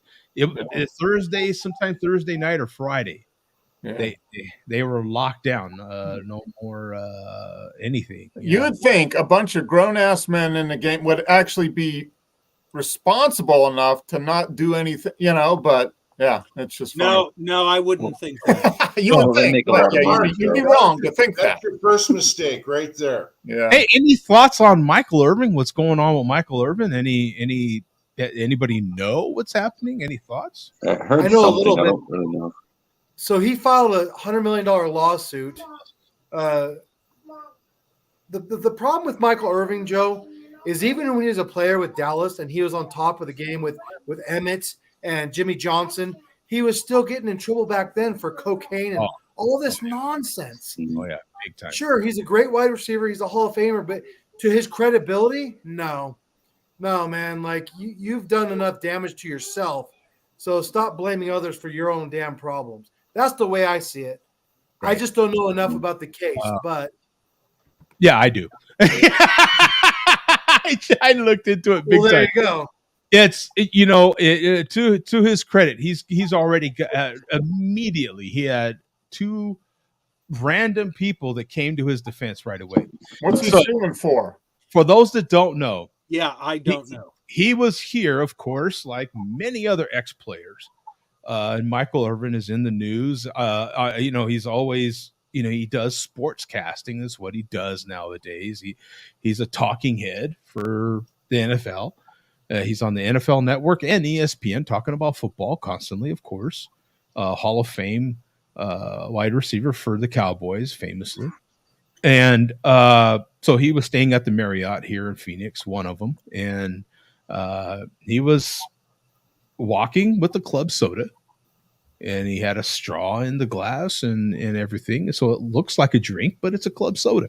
He was offered a drink from a fan who recognized him, and he came over to their table and politely thanked him for the drink, but denied the drink because he says, "Hey, I have to be on TV first thing in the morning, so I can't drink." After that, a lady had a very casual conversation, and you can see this because TMZ, as we know, has everything these days. And they had video of the conversation, and you can see it. It's probably a 30 or 40-second interaction. Super polite, super this and that. Yeah, there was a little cursing in there, but it's not like, it's that kind of casual. You're in a bar area of a hotel, and you're saying hi to people and this and that. And that was it.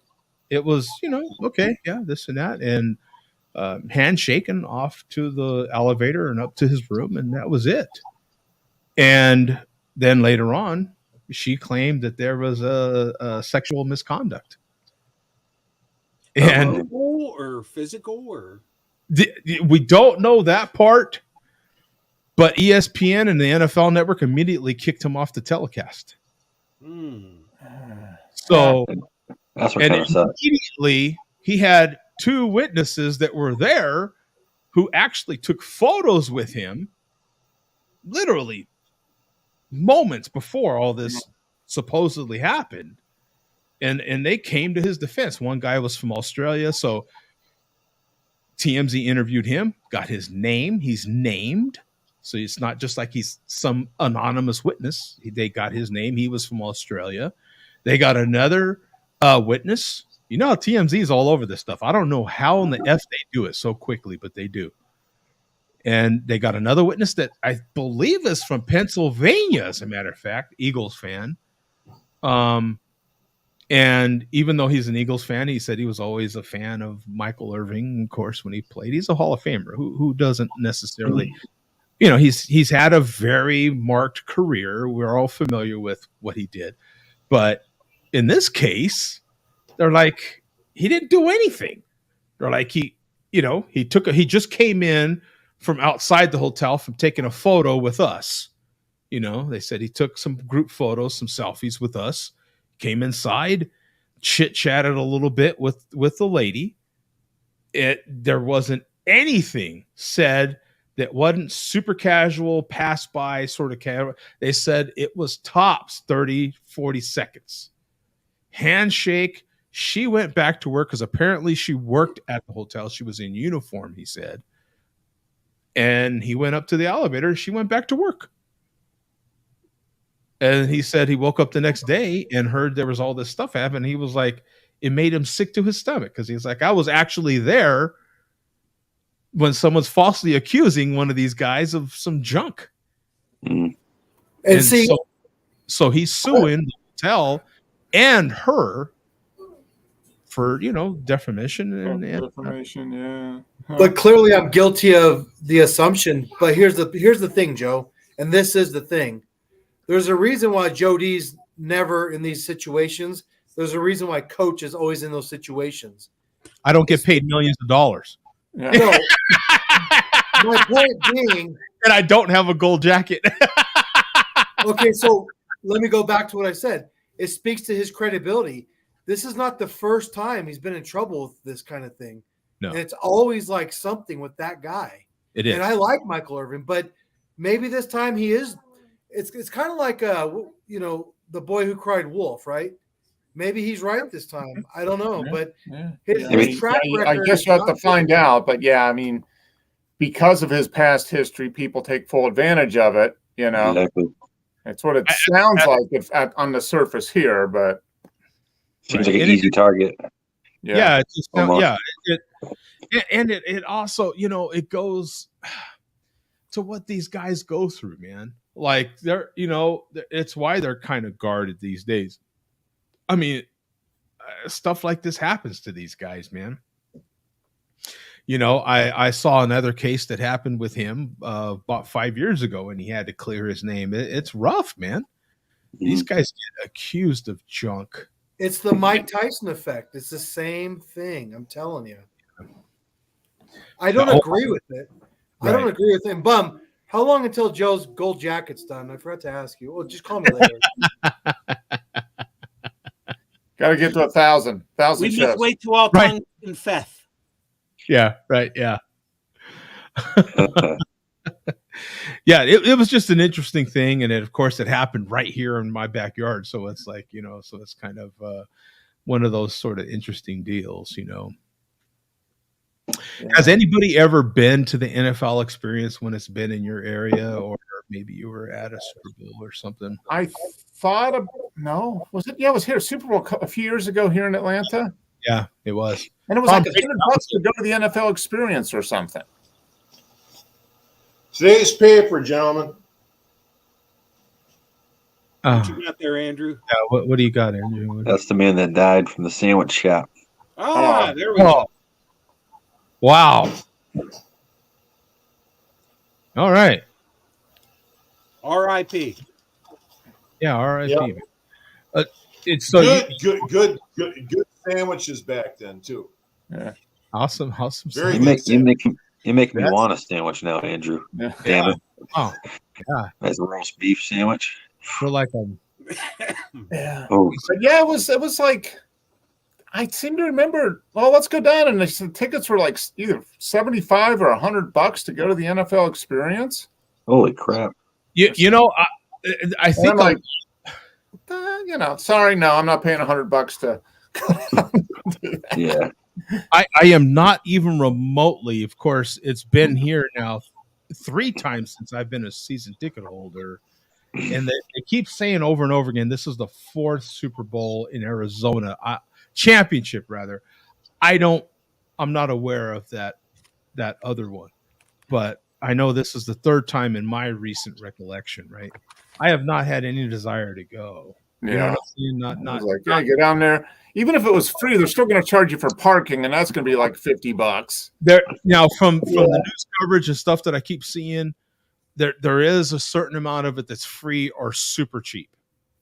You know what I'm saying? Yeah. I think they're just trying to get heads in the, because here it's not necessarily in one general area. It is very spread out. Yeah. So you got different from places. Scottsdale, which already has something going on, of course, you've got 100,000 plus over there at that golf tournament over there. But there's parts of it that are in Scottsdale, parts of it that are in downtown Phoenix, and then parts of it that are right at the stadium grounds itself in Glendale. So, which is west side for those that don't live here.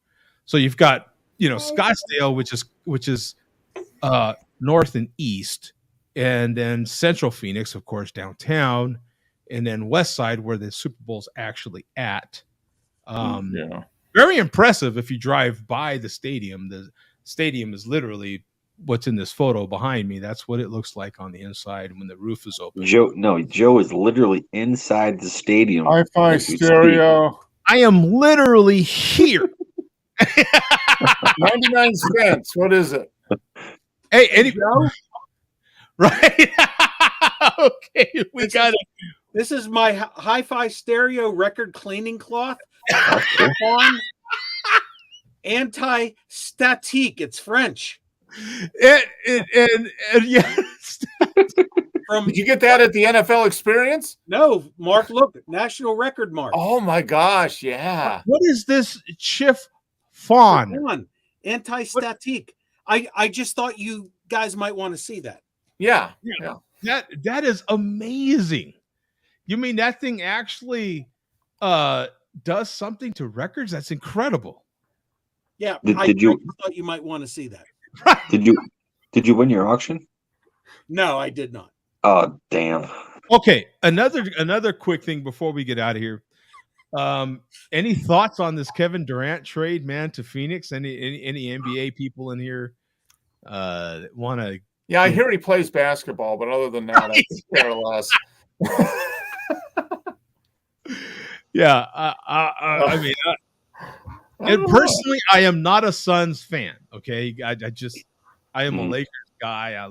I really like the Lakers. I'm in serious like with them right now. I have issues with the current Lakers team, but whatever.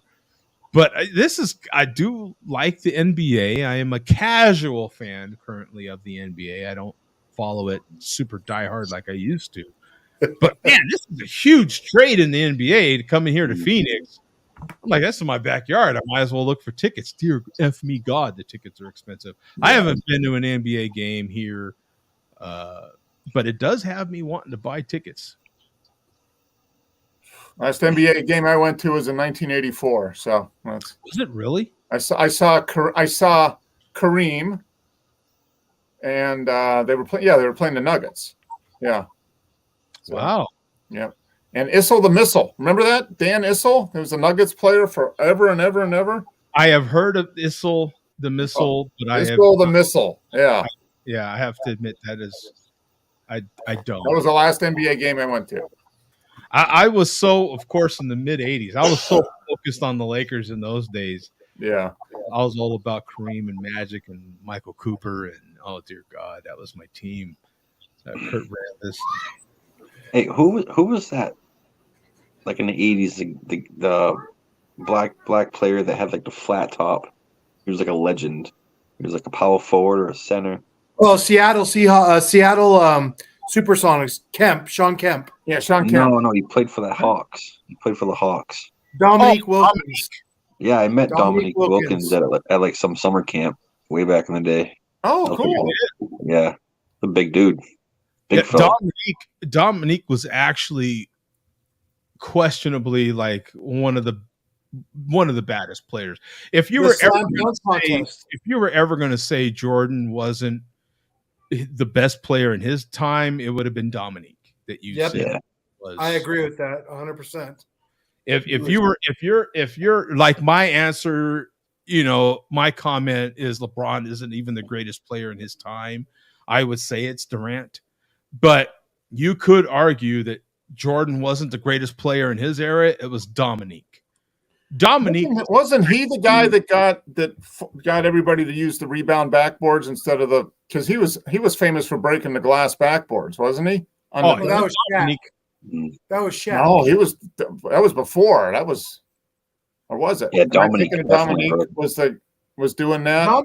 Dominique Wilkins he was the only guy that could dunk like Jordan. So he can match. Daryl Dawkins would broke backboards. Gerald Dawkins, yeah, that's it. Oh, there you go. Daryl Dawkins was breaking backboards, and I remember seeing him on the sports reels years ago. No, okay, now I was getting Daryl Dawkins and Dominique. All right, Andrew, man. All right, coming in there strong. I remember the obscure shit about sports. Yeah. Well, to Andrew's defense, what are you like 6'9"? Like you keep up with those things. Okay, here's another obscure question for the whole panel. It's especially Mr. Milk Dud Head. I'm being challenged. Yes, everybody on the panel is being challenged here. Who in Minnesota sports history played for the Lakers? Losing me. Before you could say Kareem changed careers, but they still remained in the Minnesota sports arenas. Oh, so you're saying they played long enough in Minnesota to be in the rafters, but they got traded to Los Angeles? Nope. No, like a two-sport person like Dion and Bo? Is that what you're saying? Not really. But they're more known for being or actually being on the sidelines of the gridiron versus being on the floor. And this is basketball, right? Right. You Not name Bill a Russell. basketball player, you Bill name Russell? the gridiron coach. Bill Russell. That's my answer, Bill. I don't know. This came up recently. God bless. This came up actually this week. I heard someone talking about this because of LeBron's record.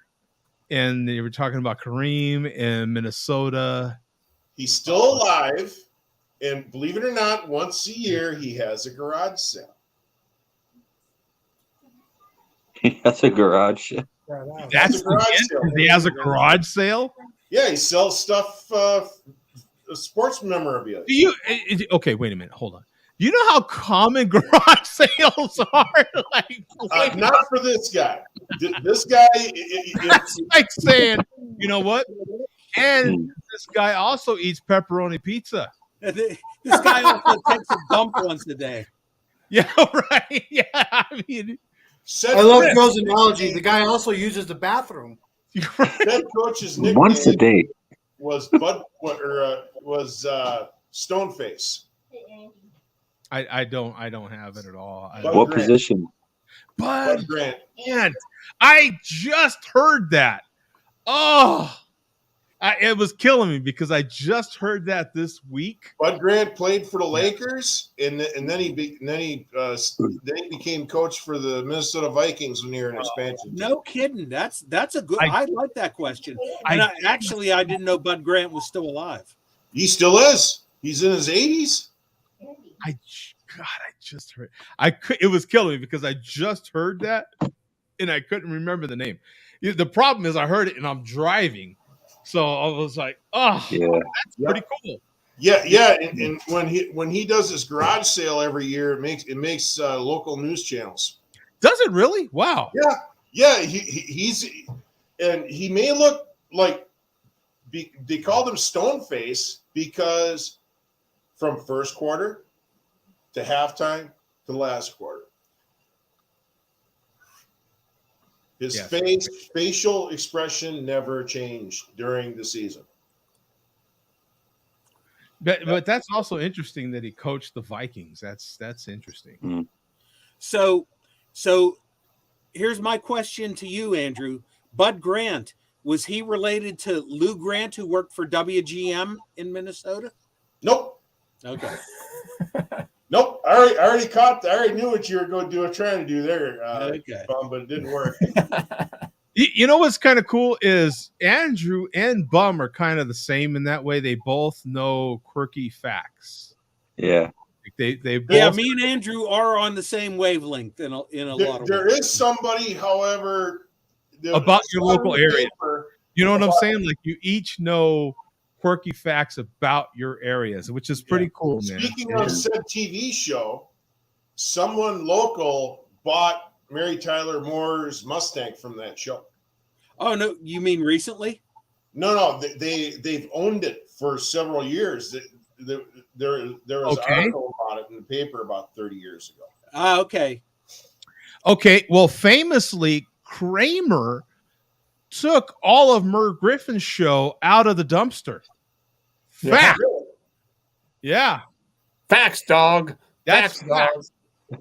Yes. Kramer famously found the whole set from Merv Griffin's show and put it in his apartment. Yeah. Yes, I remember that episode. Yeah. What a heck of a show. Is it I think Joe knows more about Seinfeld than all of us. Joe knows way more about Seinfeld than the rest of us. He invites Elaine on. Yeah. Jesus. And then he famously had George on there with his stupid squirrel when the darn guy with the hawk was on there. And yeah, That's a good episode. I freaking know too much about Seinfeld. I can relate everything to Seinfeld, actually. Hey, we got Rod J in the chat, man. Yeah, cheers to Rod. Cheers to Rod. Long time. Yeah, cheers, Rod.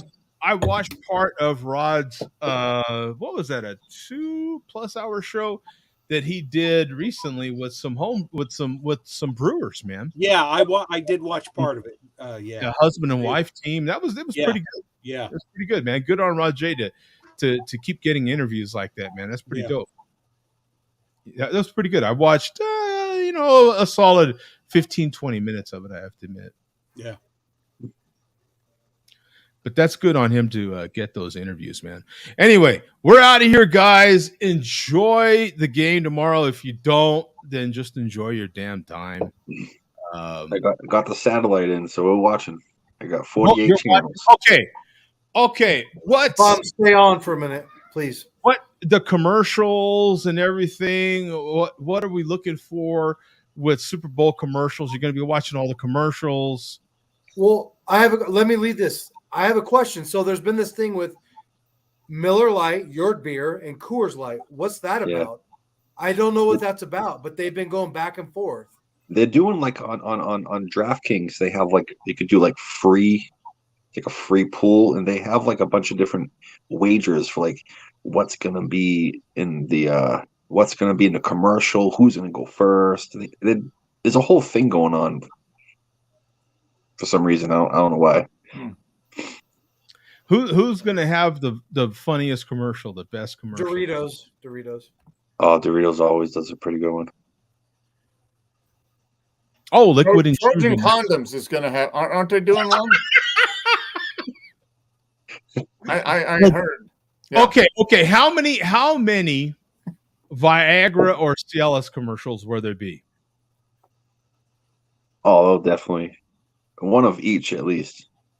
I don't know. I can never get up for watching those kind of commercials. Oh! Sorry. Jesus. Hey, Roger. They just kind of leave me kind of soft. I just don't know. Bum. Yeah. Yeah, that's right. Yeah, first craft beer ad running tomorrow. So who's the craft beer? What company is it? Oh, I didn't know. Is it Craft-ish, or is it real craft beer, or is it Craft-ish? Who would that be though? Will it be? Yeah, but look at the levels. How dope! Lagunitas, something like that, or Stone, or it can't be Stone. Not Stone. Not anymore. Yeah, they none of those guys could afford to advertise. It's gonna be like Sam Adams, Sierra Yeah. Nevada. Yeah. Ooh, maybe Or England, or maybe. is it a Budweiser owned or controlled Oh, craft it's beer? got to be someone that's owned by AB. Breckenridge or Seltzers. It'll No, probably be seltzers. a subsidiary of Bud. You watch. Seltzers.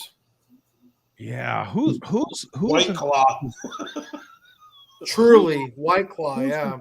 Ooh, maybe Goose Island. Goose Island's a No. big It's brand. gotta be a nationally distributed wait. craft beer. It's not an AB InBev brewery. Okay, Huh. so according to Rajay, have to think 7 million for ads. Wow. It's not AB It's not. Mm. Okay, so you have what, It's- three main groups? Somebody that's brewed all across the country. It's gotta Sam be it. Adams, I would have to say. Yeah, Yeah, Sam Goose. He Adams, said Goose is in AB InBev famously. That was Yeah. wasn't it? Sierra Nevada. Who's that other group? It's that owns like Heineken. a lot of them, yeah, like a lot of the Mexican brands and stuff like that too. Oh, Modelo, Grupo Constellation? Modelo. Is it Yeah. Constellation Brands? Constellation, Yeah. I think so. Maybe it's one of theirs. Huh. Wow, that'll be interesting. Okay. Oh, by the way, guys, since I was on the show last, I graduated to bifocals. Oh, congrats. Nice. All right. Good for you. Welcome to the 50 and older club. Exactly. Who, as a matter of fact, I think we only have one person who doesn't need bifocals. Yeah, these are bifocals. Mom is the only one. Yeah. Actually, when I was about like 18, 19, my doctor prescribed me bifocals. And I had them Really? for like about a year. I noticed I was getting headaches all the time. So I was like, we went back, did it over again to a different doctor. And he was like, he didn't really understand why he gave me both bifocals. It made no sense. I don't know. The doctor the guy gave me bifocals, got headaches for a year, and then I went back to regular glasses. I don't know why. It made no sense to me. My cousin, he's had them since high school. Wow. Yeah, that sucks. I got used to them too. Right. Yeah. See, now I have mine directly off camera here, but yeah, there's mine right there. Yeah, they definitely. You know what was messed up is prior to getting prescribed bifocals, I was perfectly fine. I didn't see any problem. So literally, the guy prescribed them to me, and I was like, "You're out of your mind, man. I see fine." The next effing day, I was like, "Oh man, I can't see that." I don't know if he got in my head or what it was, but the next day, I was like, "Oh my god, I need those damn things. I can't quite see." It's crazy, but hey, My doctor told me to take about a week or two to get used to them, and I think I have. Y'all can thank good old Ben Franklin for that one. Highway signs at a further distance now too. Yeah, I've had them now for a couple years, and it's no big deal. And any thoughts on Tom Brady retiring as we get out of here as well? What, Andrew? Or no, anybody? No, Enjoy your retirement, Tom. That's all I gotta say. He's coming back. He's gonna play for the Miami Dolphins. Yeah. I still don't believe it. When you fool us once, you know the saying. Yeah. Here's the thing. I'll just say this. Like I said, I don't watch football much, but I do know when Elway retired, the one little snippet that a lot of people don't understand why he retired was his personal doctor told him, you take one more serious hit on the field on a Sunday, on Monday, you might be a vegetable the rest of your life. And he finally kind of connected the dots, and it's like sitting in the training room and in the massage tub and stuff, and going through massages and stuff, and then you get beat up next Sunday. It's like, and plus he wanted to watch his kids grow up, and he didn't want to be in a wheelchair. And so that's kind of a whole nother. He said that 2 years ago. Yeah. Right. Yep. That's kind of a whole nother subject, but I'm sure you guys will all agree. The worst part about this season, absolutely with 100% collective agreement, was the Damar Hamlin situation. That was just a bad deal all the way around. And I'm glad they canceled that game. But I don't know. No, I think the worst situation, actually, I'm going to disagree. I'm going to say the worst situation was the Miami quarterback with the double. Tua, yeah. I think that's worse because what happened to Hamlin was just a total freak thing, right? I mean, that you could get hit. Joe could go to the golf tournament tomorrow and could get hit by a golf ball in the middle of his chest and have the same thing happen. What's But Tua, I mean, there was like concussion. They knew the guy was whacked, and he went back in the game, and nobody stopped it, and he got whacked again. What was good for Damar was Tua, because that happened in the same stadium. Yeah. Oh yeah. Yeah. Same staff. He said. Yeah. I remember you saying that.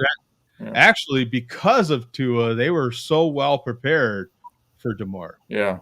It was pretty incredible. Yeah. But no, I think the worst thing was Tua, because everybody knew what was going on, and they put him back in the game. And it's what's being debated right now. What's going to happen with Tua? Yeah. I mean, like what?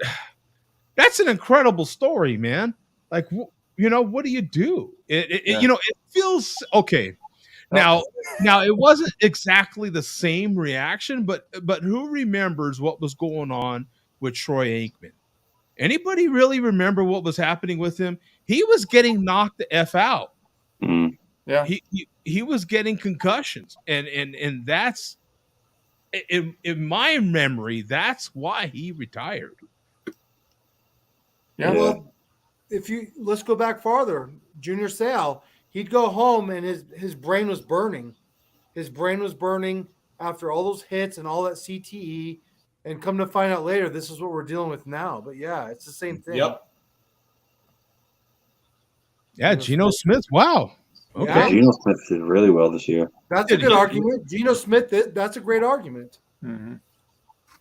He had the best completion ratio. I think he had the best completion ratio, right? I can remember thinking, look at all these neurological Smith, are you kidding me? And he all these players are getting over the years. He held his own, man. Geno Smith held his own, man. I remember Geno Smith from New York Jets when he was backup to Mark Sanchez. Sanchez got hurt. And Geno came in. Geno wasn't really looked at as a good quarterback. He was kind of like mediocre. He put in a lot of work to be where he's at now. A lot. That takes a lot. That's like 5-6 years down the line. I've heard some interviews with him, and he talks very, very frankly about it, man. He's very open about it. And he just kept waiting for his shot. He just kept waiting, and he got it. And he did. He took advantage of it, man.